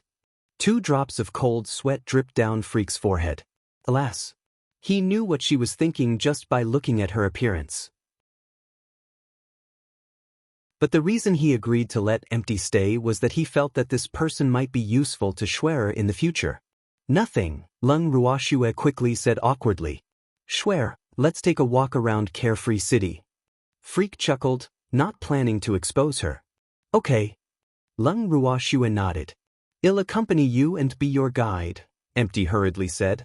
Lung Ruoshue and Freak sat up from the bed, washed up simply, and greeted Lung Qingtian and the others. Then the 2 of them and the ghost went to explore Carefree City. Carefree City is really becoming more and more desolate now. Walking on the streets, Empty sent a voice transmission to the 2 of them with a trace of sadness on his incomparably handsome face. Is that so? Lung Ruoshue replied doubtfully. She had come to the boundless heaven continent for too short a time and hadn't been to many cities, so she wasn't sure what the difference was between this so-called desolate city and the 3 main cities. But Carefree City should be the busiest city she has been to. The current Carefree City is completely different from the one thousands of years ago, Empty said. Thousands of years ago? Lung Ruoshue looked at Empty strangely. Is this guy actually an old fart? As you've thought, I have indeed lived for thousands of years, Empty explained calmly. Yes, you're indeed an old fart, Lung Ruoxue said in realization. Yes. I'm a half-dead old fart, Empty teased. Empty, where do you want to bring us? Lung Ruoxue asked curiously. Empty had been leading the way since they left the Mystic Association headquarters. I want you to accompany me to meet an old friend, Empty explained lightly. Your old friend? Is he also an old fart? Lung Ruoxue couldn't help asking. Yes. But he's injured and has been sleeping, Empty said sadly. Don't tell me it's your beast? Lung Ruoxue guessed. Typically, only beasts like to heal by sleeping. How smart. You got it right. He's my pet beast and my most important partner, Empty said. Then where is he now? Lung Ruoxue's face was full of curiosity. He's right below. Empty brought Lung Ruoxue and Freak to the mountain behind the Mystic Association headquarters and pointed at a mountain stream. This place seems to be very deep. Lung Ruoxue looked down the mountain stream, but she couldn't see what was happening below at all. Almost the entire mountain stream was shrouded in thick fog. Yes, the fog here is poisonous. Do you dare to go down with me? Empty asked with a faint smile while looking at the two. Freak and Lung Ruoxue looked at each other and said in unison, Why wouldn't we? Then let's go. Empty used his mystic power to envelop the two of them and brought them into the mountain stream.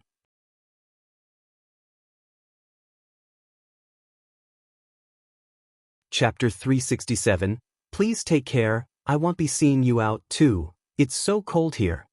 Even with Empty's mystic power protecting her, Lung Ruoxue still felt a bone-piercing chill. Don't be afraid. I'm here. Freak hugged Lung Ruoxue into his arms and comforted her. Lass, your strength is too low. I have to give you special training if there's a chance. Empty's deep blue eyes glanced at the two of them. Special training? Lung Ruoxue was a little speechless. This old fart actually wanted to give her special training. It seemed like this had always been her specialty. Yes, your strength is too low, Empty said very seriously with his arms crossed over his chest. My current strength is just enough for me to participate in the Mystic Association's competition, Lung Ruoxue explained lightly. She didn't think she needed special training, but she was very curious about how Empty would train her. With me around, you don't have to participate in the competition, Empty said confidently. No, I have to participate in the competition, Lung Ruoxue said resolutely. But, lass, the president of the Mystic Association headquarters isn't as powerful as me. Empty reminded her. Of course it's for money. I'm poor. Lung Ruoxue said pragmatically. Just for this reason? Empty didn't know what to say. For thousands of years, he had never seen any mystic who wanted to participate in the competition for this reason. Why else? Lung Ruoxue asked in return. If it wasn't for money, I wouldn't care to participate in some lousy competition. In her opinion, the internal affairs of the Mystic Association were really too chaotic, and she couldn't be bothered to intervene in such a place. It should be for the sake of your future or status.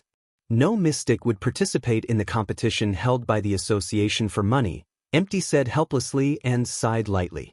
Alas, this girl's way of thinking is really different. Those are other people. I'm doing it for money, Lung Ruoxue said proudly. My goal is so clear. Lass, are you really that short of money? Empty asked doubtfully. Of course. Also, can you not call me Lass? You might be an old fart, but you don't look much older than me. Calling me Lass makes me feel weird, Lung Ruoxue requested impatiently. Then what should I call you? Empty asked without blinking his clear blue eyes. You can call me Schwer or Ruoxue like Grandpa and the others, Lung Ruoxue said after some thought. Empty rested his chin on his hand in thought and then said, All right, I'll call you Schwer from now on. Lung Ruoxue nodded. Schwer, we're at the bottom of the stream, Freak reminded. Come with me. Empty retracted his mystic power upon reaching their destination. The two of them followed Empty and arrived at the entrance of a cave. This is it. Empty pointed at the cave while producing various spells as he spoke. After a while, the door to the cave opened automatically. Lung Ruoxue and Freak walked into the cave with Empty. The interior of this cave was very spacious. Moreover, the stone walls of the cave were inlaid with blue water crystals that glittered with a gentle glow, making the water attribute spiritual energy in the cave very dense. After passing through a stone door, they finally arrived at an even larger stone room. In this stone room, there was only an incomparably huge cold jade bed. Lying on the bed was a giant beast. This beast was entirely ice blue, and his body was covered in thick scales. There was long fur between the scales, and he had a white jade-like horn on his head. He was very mighty and beautiful. But was this a Qilin? Master, that is an ice Qilin. Feng Zhan's voice sounded in Lung Ruoxue's heart. Are you sure? How can there be a Qilin in this world? Lung Ruoxue's face was full of question marks. Master, I suspect that he was exiled to this world like me, Feng Zhan guessed. Hearing this, Lung Ruoxue nodded slightly and then turned her gaze to Empty and asked, Is this your beast? Yes, but he suffered very serious injuries, so he's been sleeping for thousands of years, Empty said sadly. Then how can we save him? Lung Ruoxue asked curiously. It's not easy to wake him up. I've collected a lot of herbs over the past thousands of years. Unfortunately, I can't find an alchemist who can refine the pill I need, Empty said helplessly. What pill do you need? Lung Ruoxue asked with interest. Could there be no such alchemist in the entire Alchemist Association? Ice Mystic Pill, Empty said softly. His deep blue eyes were even gentler as he stared at the ice Qilin lying on the cold jade bed. Ah! Lung Ruoxue looked at Empty, whose gaze seemed to be looking at his beloved, and her mind couldn't help but begin to wander. Could it be that between this master and beast? Seeing Lung Ruoxue's expression, Empty said with a face full of black lines, Schwer, you're letting your imagination run wild again. It's not what you think. Oh. Lung Ruoxue was embarrassed. Was the expression on my face really that obvious? Moreover, damn Freak actually dared to snicker. Schwer, why did you pinch me? Freak looked at Lung Ruoxue aggrievedly. Ooh, what did it have to do with me? Why am I the one always being blamed? Who asked you to snicker? Lung Ruoxue glared at him. I'm laughing because you look so cute. Freak explained. You can't laugh at me even if that's the case. Lung Ruoxue looked at Freak domineeringly. Yes, my dear wife, Freak answered obediently. Lung Ruoxue turned her head to Empty and asked, By the way, what level is the Ice Mystic Pill? The Ice Mystic Pill is a heaven-grade pill. But only alchemy supremacies with a divine flame can concoct it, Empty said helplessly. Alchemy supremacies were not difficult to find on the boundless heaven continent, but alchemy supremacies with a divine flame could only be chanced upon by luck. Divine flame, huh? Lung Ruoxue pondered. The level of her flame was definitely above divine flame. But she had yet to concoct a heaven-grade pill, nor had she gone to the Alchemist Association to test her alchemy level. So she wasn't sure if she could concoct the Ice Mystic Pill that Empty needed. Therefore, she was a little hesitant if she should tell Empty that she was also an alchemist. She was afraid that Empty would place all his hopes on her, but she wouldn't be able to help.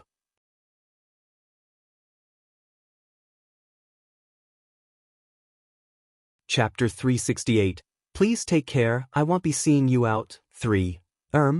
Actually, I'm an alchemist with a divine flame. Lung Ruoxue hesitated but still said it to Empty. Really? Empty looked at Lung Ruoxue with a face full of surprise. After searching for so long, I finally found one? This is great. But don't be too happy too early. I don't know if I can concoct the Ice Mystic Pill, Lung Ruoxue said honestly. It's okay as long as there's hope. Can you let me see your natal flame? Empty said hopefully. He wanted to confirm it. Okay.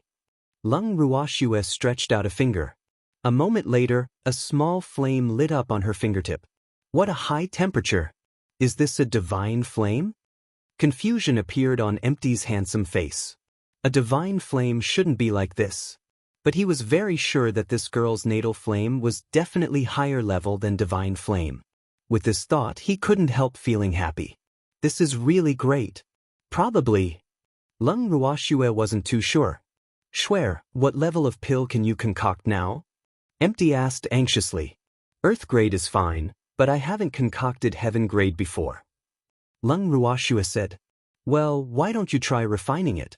Anyway, the herbs I've collected over the years are enough for you to practice, Empty said very generously. Won't feel that it's a pity if it fails, Lung Ruoxue reminded. She had to get the unpleasantness out of the way so that she wouldn't be blamed later. No, I have a lot of herbs, Empty said nonchalantly. How could she not fail since it was practice? Therefore, he didn't care how many herbs he lost. He just wanted the result. Do you have the formula for the ice mystic pill? She had to look at the formula before refining the pill. Otherwise, she would fail if she didn't know the order of the herbs. Yes, here. Empty took out a slightly yellowed piece of paper and handed it to Lung Ruoxue. Give me the herbs. I'll try. Lung Ruoxue took the pill formula, looked at it carefully, and remembered the order of the herbs. Then she stretched out her hand and asked for the herbs. Here. Empty took out a storage ring from who knows where and handed it to Lung Ruoxue. Lung Ruoxue took the ring and sent her divine sense in to take a look. There were so many herbs. The herbs in the ring were like small mountains, pile after pile, so much so that it left her speechless. These herbs are enough for you to practice hundreds of times, right? Empty asked with a smile. These were the fruits from thousands of years of collection. He would definitely scare this girl. If I succeed in refining it, the remaining herbs will be my reward. Lung Ruoxue said unceremoniously. No problem. I just want one ice mystic pill. Empty's requirement wasn't high. The reason he gathered so many herbs was to save his beast, so one ice mystic pill was enough for him. Okay, I'll try my best to satisfy your request. Lung Ruoxue nodded. She sat on the ground and took out a pill furnace to begin concocting pills. After lighting the fire and preheating, Lung Ruoxue threw the herbs needed to concoct the ice mystic pill into the furnace one by one. After the herbs melted, she began to purify. The white ball-sized medicinal liquid became the size of a baby's fist after purification. Then it was time to condense the pills. This was also the most important step in whether the ice mystic pill was successful or not. At this moment, Lung Ruoxue, Freak, and the ghost were staring at the pill furnace intently. They were so nervous that they didn't even dare to breathe. A moment later, the unique fragrance of the pill wafted in the stone room. This was the sign of the success of the pill. Smelling this refreshing fragrance, Lung Ruoxue was overjoyed. She really didn't expect to succeed on her first try at concocting a heaven-grade pill. Didn't this mean that she already had the strength of an alchemy supremacy? Schwer, quickly open the pill furnace and take a look. How many pills have you refined? Empty urged anxiously. His wish for many years had finally come true. Was this real? He simply couldn't believe it. Okay.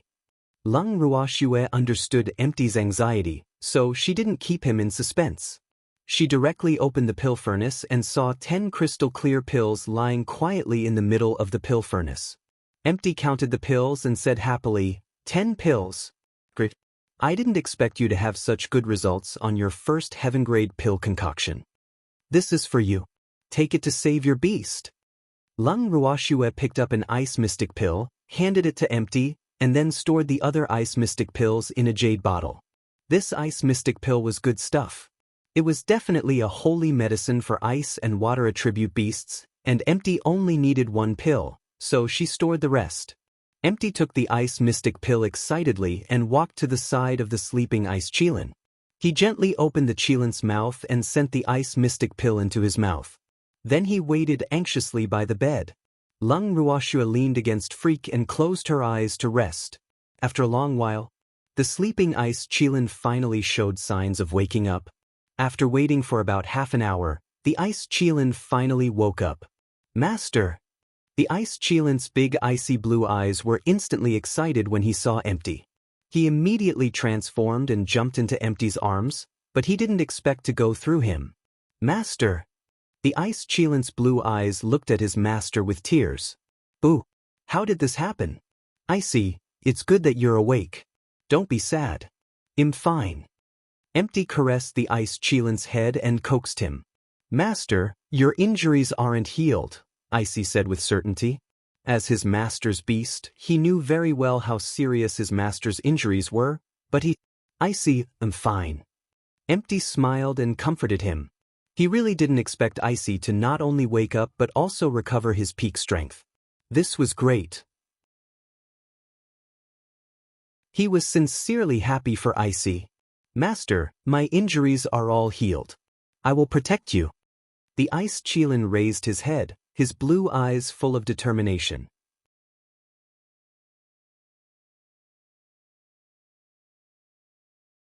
Chapter 369. Please take care, I won't be seeing you out, for. Empty nodded with relief and said to Icy, Okay, Icy. It's all thanks to Schwer that you could wake up. You have to thank her properly. Schwer. Two big question marks appeared in Icy's ice blue eyes. After he woke up, his eyes were full of his master, and he didn't see anyone else at all. It's this girl. He pointed helplessly at Lung Ruoxue, who was sleeping in Freak's arms. Did this girl fall asleep again? Icy jumped to Lung Ruoxue's side and said very politely, Oh, thank you for saving me. You're welcome. Lung Ruoxue slowly opened her eyes and looked at the transformed Ice Chilin.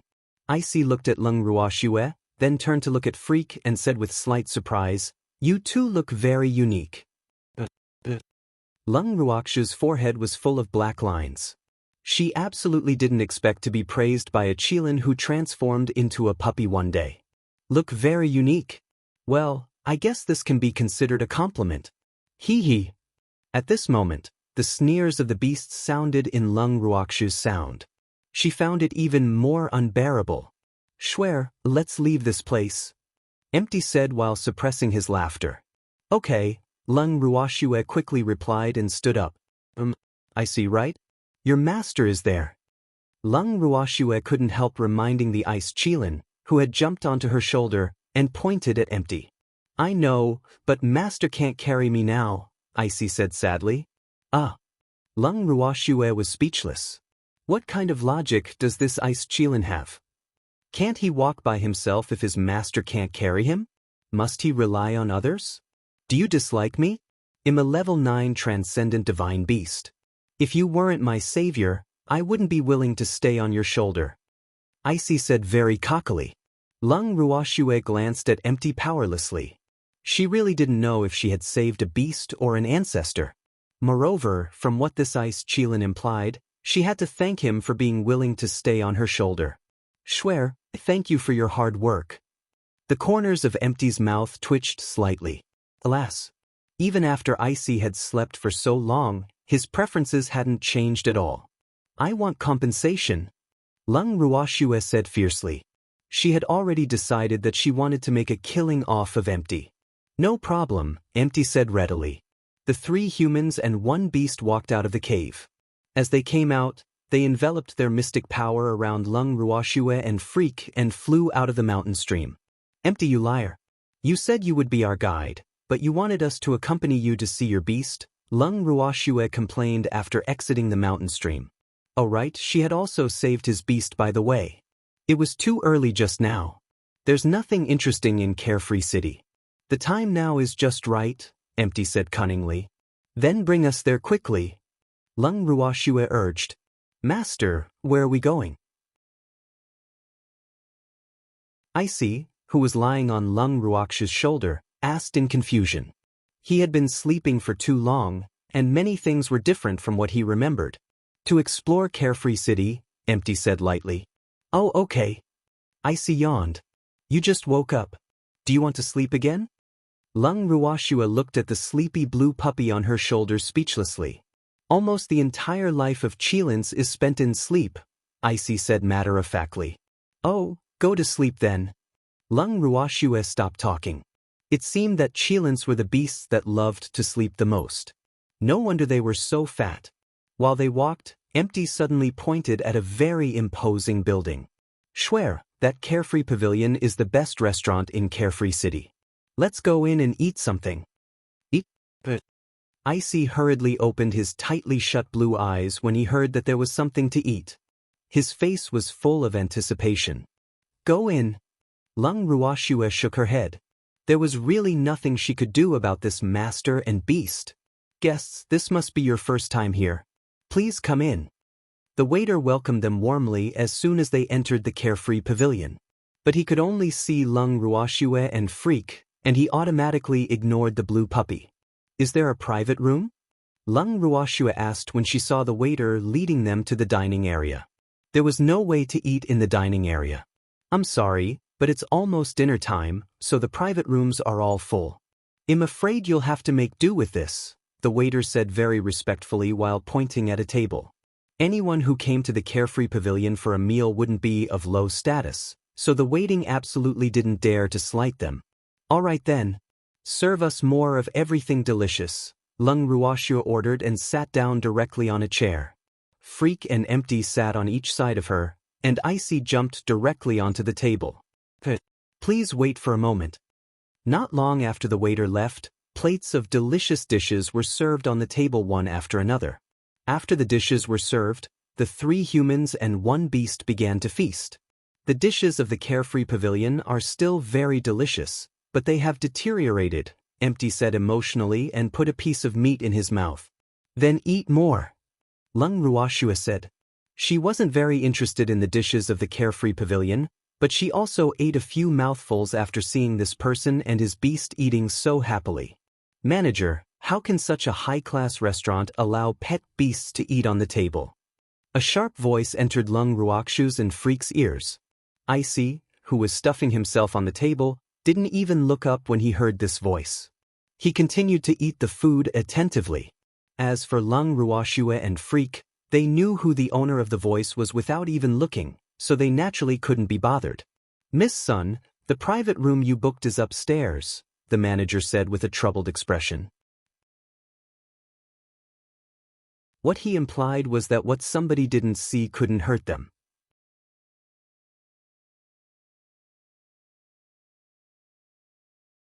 Chapter 370.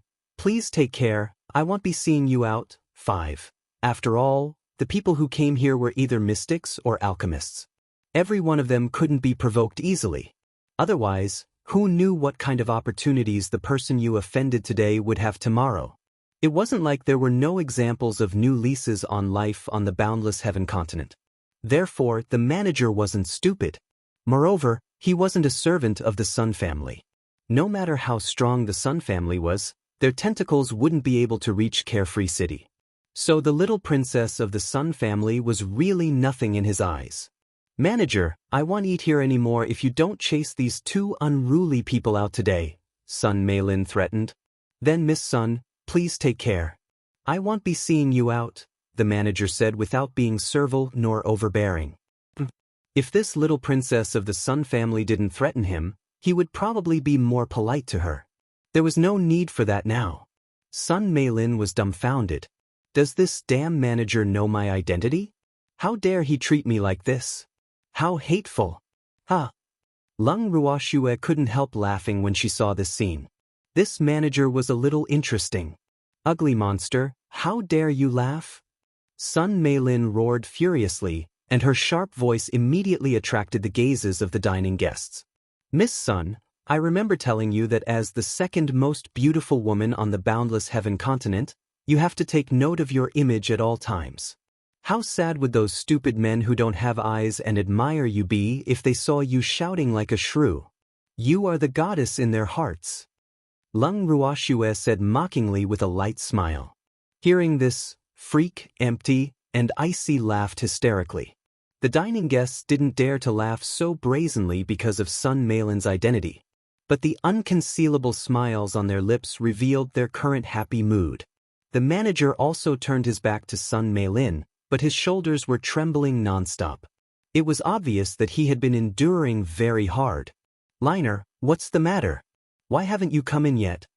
Zhou Kuan asked in puzzlement while walking down from upstairs.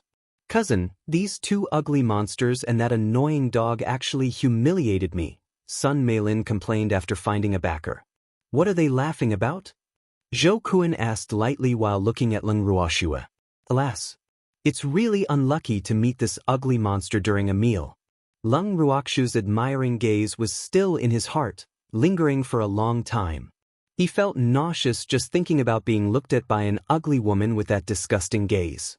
This woman humiliated me and called me a shrew, Sun Meilin said angrily while glaring fiercely at Icy, who was rolling on the table exaggeratedly and laughing hysterically. How could Liner be a shrew? Zhou Kuan coaxed. But he actually thought so too. Moreover, no one knew the true colors of this stunning beauty better than him. Cousin, tell the manager that I won't eat here anymore if he doesn't chase them out. Sun Meilin pointed the spearhead at the manager and continued to complain.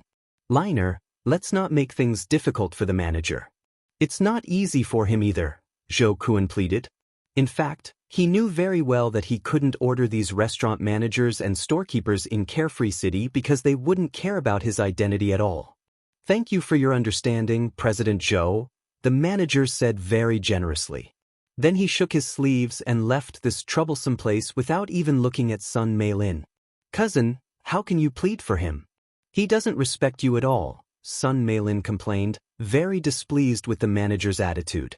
Liner, Carefree City isn't like other cities. We better keep a low profile here, Zhou Kuan advised. That fellow didn't even give any face to his master, let alone him. What could he do? But he wouldn't say this to Sun Meilin. Liner, let's go upstairs to eat. Zhou Kuan continued. No, I'm already full of anger, Sun Meilin said irritably. Then she walked in front of Lung Ruoxue and the others and said arrogantly, Ugly monster, I'm looking forward to meeting you in the competition. If she wanted to get rid of Lung Ruoxue, she could only do so in the competition because private fights were not allowed in Carefree City. With that, Sun Meilin left the Carefree Pavilion angrily. Liner. Zhou Kuan hurriedly chased after her. Swear, I see, you're going to be in trouble. Empty gloated after Sun Meilin left. Empty, you seem very happy. Lung Ruoxue asked mischievously. Little snowy one, my master is just like this, Icy said nonchalantly. Alas, it had been so many years, but his master's nature of wanting to see the world burn hadn't changed at all. Yes, I can see that. Lung Ruoxue nodded cautiously. The apple didn't fall far from the tree. Both master and beast were not much different. Little Snowy, you have to protect me, Icy said pitifully, his big ice-blue eyes glittering with tears. Do you even need my protection? Lung Ruoxue glanced at Icy speechlessly. A level 9 transcendent divine beast actually sought protection from a mere elementary mystic like her. What was this? Of course. Fighting isn't my specialty, Icy boasted shamelessly without blushing nor skipping a beat. I can tell. You master and beast are best at causing trouble. Lung Ruoxue said bluntly. Little Snowy, you really know us well, Icy said proudly. Yeah. Freak, let's go back. Lung Ruoxue turned to look at Freak helplessly. Okay, let's go back. Grandpa and the others are probably anxious from waiting, Freak said with a light smile. After settling the bill, the three of them and the beast walked out of the Carefree Pavilion and returned to the Mystic Association headquarters. At the residence of Lung Ruoxue and the others. Why isn't that little girl back yet? Lan Ming paced around like an ant on a hot pan in the living room.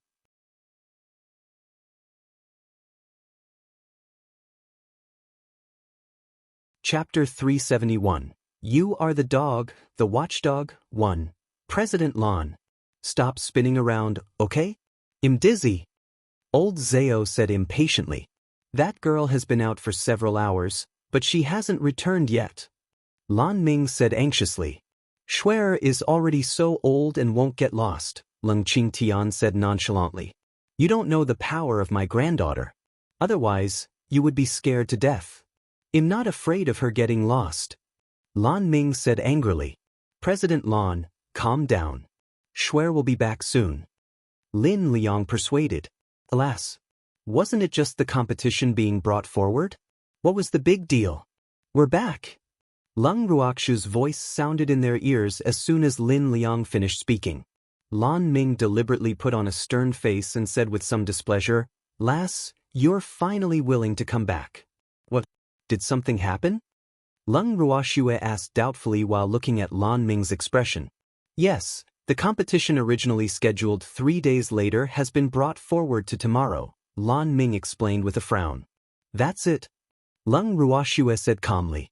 Alas. I thought something big happened. Seems like Sun Meilin is quite fast. Why aren't you surprised at all? Lan Ming looked at the calm Lung Ruoxue, very puzzled. What's so surprising about that? Lung Ruoxue asked instead of answering. That's right. You get worked up too easily. The quality of the mystics of the Mystic Association now is really too poor. Uncle Icy said, his fluffy little face full of dissatisfaction. Where did this puppy come from? 2 drops of cold sweat dripped down Lan Ming's forehead. He was depressed. A puppy actually said that he got worked up too easily. You are the dog. What's with your gaze? Is there a dog as mighty and majestic as me? Icy slightly raised his eyelids in displeasure. Lan Ming was speechless. How dare this palm-sized little beast say that he's mighty and majestic? Then what are other beasts? Little Snowy, the quality of the Mystic Association needs to be improved. Icy said earnestly. The vice president of headquarters wasn't even a mystic supremacy. This was too disappointing. Thousands of years ago, even ordinary elders of the Mystic Association headquarters were at the mystic supremacy level. Yes, that's mainly because the headquarters president is too irresponsible, Lung Ruoxue said coldly. Where is he? They'll bite him. Icy roared furiously. Calm down. How can you bite people as you please? Lung Ruoxue's forehead was full of black lines. This was the first time she heard that a transcendent divine beast used biting in battle. You want to bite my master? With your teeth? Lan Ming looked at Icy with a skeptical expression. What? Do you want to try? Icy said in an unfriendly tone. He hated it when others questioned his words. Icy, give me some face. Don't bite him yet. Wait until after the competition, Lung Ruoxue pleaded very kindly. Okay, I'll definitely give little Snowy face, Icy said understandingly. I say, can you not treat me as if I don't exist? Lan Ming growled. Boo-hoo, first this puppy wanted to bite his master, and then he wanted to bite him. What did this puppy treat them as? No, you better be obedient. Otherwise, don't blame me for being merciless, Icy said very unpleasantly. The current situation of the Mystic Association headquarters greatly displeased him. Everyone who doesn't manage the headquarters well is damn useless. Boo! I was actually threatened by a puppy. Lan Ming was really on the brink of tears. And it was the little girl who brought the puppy back. If it was someone else's, he would have dealt with him ruthlessly long ago. I see they are my family. Lung Ruoxue held back her smile and introduced Icy to her grandfather and the others. Oh, little Snowy, you have a big family. What are their names? Icy asked curiously with his big ice-blue eyes open. According to Icy's request, Lung Ruoxue introduced her grandfather and the others. Little Tian Tian, little Liang Liang, little Old Old, little Zao Zao, little Jean Jean, little Enin, hello. Don't be afraid of me. You are little Snowy's family. I won't bite you. Icy couldn't help comforting them after calling their names and seeing their slightly surprised expressions. Immediately, the room fell silent, except for Lung Ruoxue and Freak. Everyone was stunned. Little Snowy, are they scared by me? I really won't bite anyone, Icy said gloomily. Didn't he already explain it to them just now? Icy, right? Can you not call me little Old Old? Old Man was the first to speak after coming back to his senses. But aren't you called Old Man? There were question marks in Icy's blue eyes. I didn't call him wrongly, right? My name isn't Old Man. Old Man couldn't help protesting. In fact, he had a name too, but no one had called him it for many years. Little Snowy? Icy looked at Lung Ruoxue doubtfully. We all call him Old Man, Lung Ruoxue explained. Oh, then you are little Old Old. Icy would never change his mind once he set his mind on something. Ha! Little Old Old, that's a good name. Old Zao couldn't help laughing hysterically. That's much better than your little Zao Zao. Old man said coldly without even looking up. Lung Qingtan and the others present suppressed their laughter with their faces flushed red. At the same time, they were secretly glad. Phew. Fortunately, they were usually called by their names. I see he is Lan Ming. Lung Ruoxue continued to introduce. At the same time, she was very curious about the sort of name Icy would give to the Feng family's first elder. Where did the first elder go? Oh, little Lan Lan. Icy said in realization. Little Lan Lan. What a relief. It's better than little old and little Zao Zao. Lan Ming sighed in relief. Grandpa, where's the first elder? Lung Ruoxue turned to her grandfather.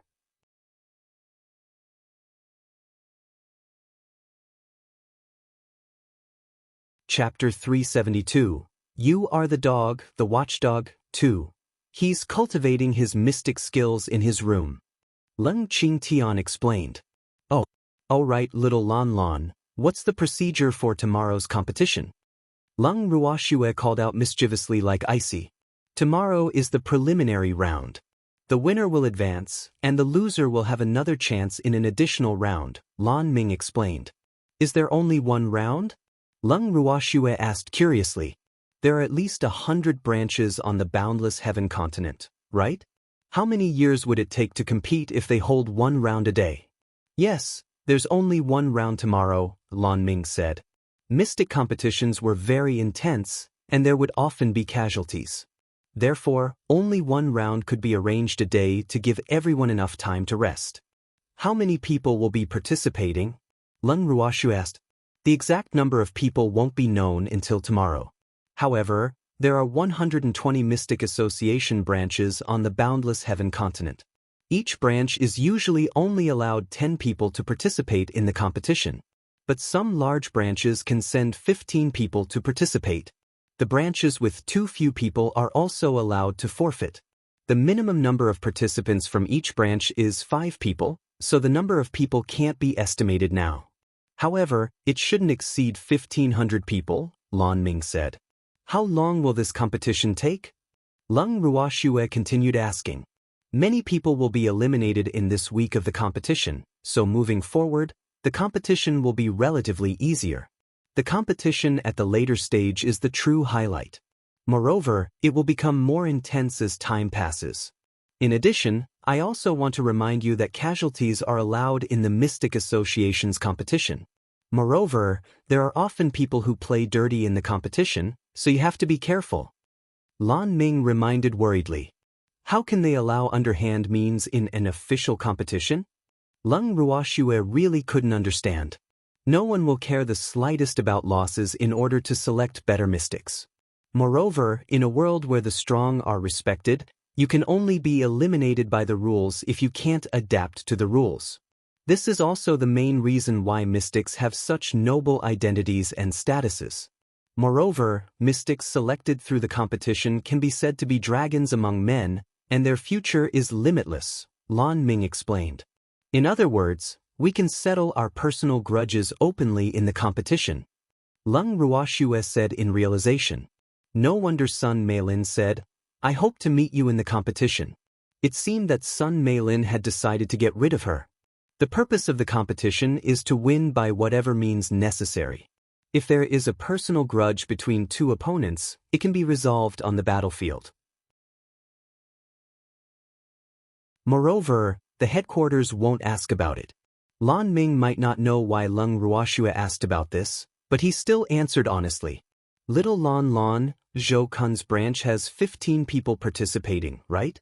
Lung Ruoxue asked with certainty. There are 20 from Zhou Kun's branch, but only 15 should participate. Lan Ming nodded slightly. Alas, what he was most afraid of was that Lung Ruoxue and the others would meet Zhou Kun's people because those people really worried him. Little Snowy, don't be afraid. I will accompany you in battle. Icy had an expression that said, feel relieved with me here. We can bring pet beasts? Lung Ruoxue was surprised. Yes. Lan Ming nodded. Alas, they were already allowed to take revenge for personal grudges, so what if they brought a pet beast? That's good, Lung Ruoxue said with satisfaction. What she lacked the most now was money, but what she lacked the least were beasts. Moreover, there was a level 9 transcendent divine beast willing to fight with her. This was an existence equivalent to a mystic supremacy. I have no more questions. Let's rest early today. Lung Ruoxue planned to go to bed. Wait, little Snowy, we still have to discuss our strategy. Lan Ming also followed Icy's way of calling her. Tomorrow is only the first match. What's there to discuss? Sleep is the most important. Little Lan, calm down. Don't be too nervous, Lung Ruoxue comforted. Then she pulled Freak back to her room to sleep. Lass is right. Little Lan, calm down. Old Zao said with a smile and then quickly ran away. We're going to bed too. Little Lan, rest early, Leng Qingtian and the others said almost in unison. Seeing everyone leave in the blink of an eye, Lan Ming was depressed and summoned Jin Hui. Jin Hui, do you think the observers are more anxious than the people involved? The people participating in the competition seem to feel that it's nothing, but I'm very worried, Lan Ming complained to his beast.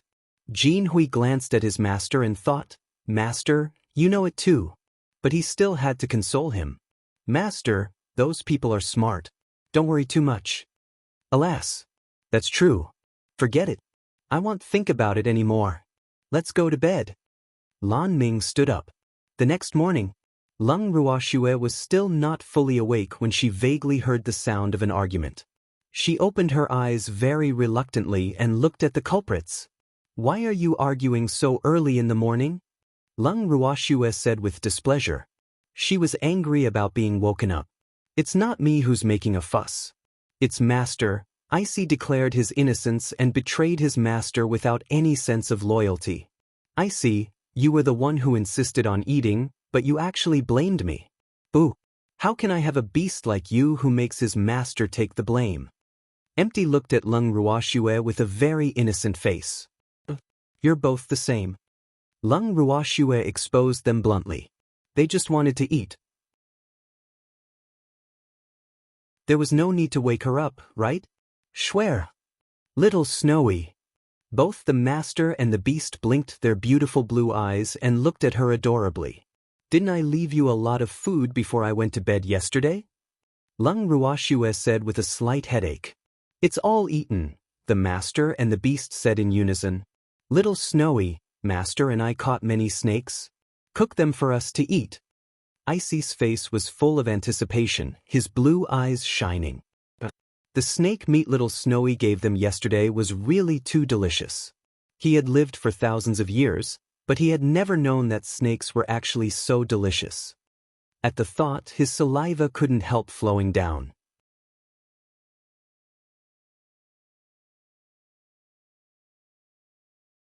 Chapter 373. You are the dog, the watchdog. 3. You went out. Lung Ruoxue asked doubtfully. Okay, we went to catch snakes, Icy said ingratiatingly while rubbing Lung Ruoxue's tender arm. Where are the snakes? Lung Ruoxue asked curiously. Here. Empty hurriedly handed her a pet ring. Lung Ruoxue took the ring and sent her divine sense in.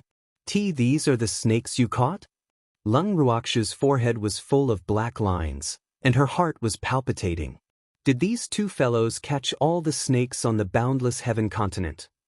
Moreover, the snakes they caught are actually still alive, and the weakest ones seem to be divine beasts. Thus, didn't you say that the stronger the snake, the more delicious the meat? So we didn't catch any below divine beast, Empty hurriedly said as if he was presenting a treasure. Little Snowy, don't be scared. These stinky snakes won't dare to bite you. They're all very obedient. In fact, I initially wanted to kill all of them, but Master said that live ones are fresher, Icy added, his fluffy little face full of pride. Freak opened his eyes and asked in puzzlement, What's fresher? See for yourself. Lung Ruoxue was really speechless. Alas. These two gluttons. Freak took the ring from Schwer and said with his mouth agape, Why are there so many snakes? Where did they come from? Little Chin Chin, Master and I went to catch them. How is it? It's enough to eat now, right? Icy said happily. Yes, it's enough. Freak's incomparably handsome face was full of helplessness. This was no longer a matter of whether it was enough or not. There were so many that eating them would make anyone vomit. Hee hee. Icy smiled proudly. Freak, let's pack up and go out. Lung Ruoxue said to Freak.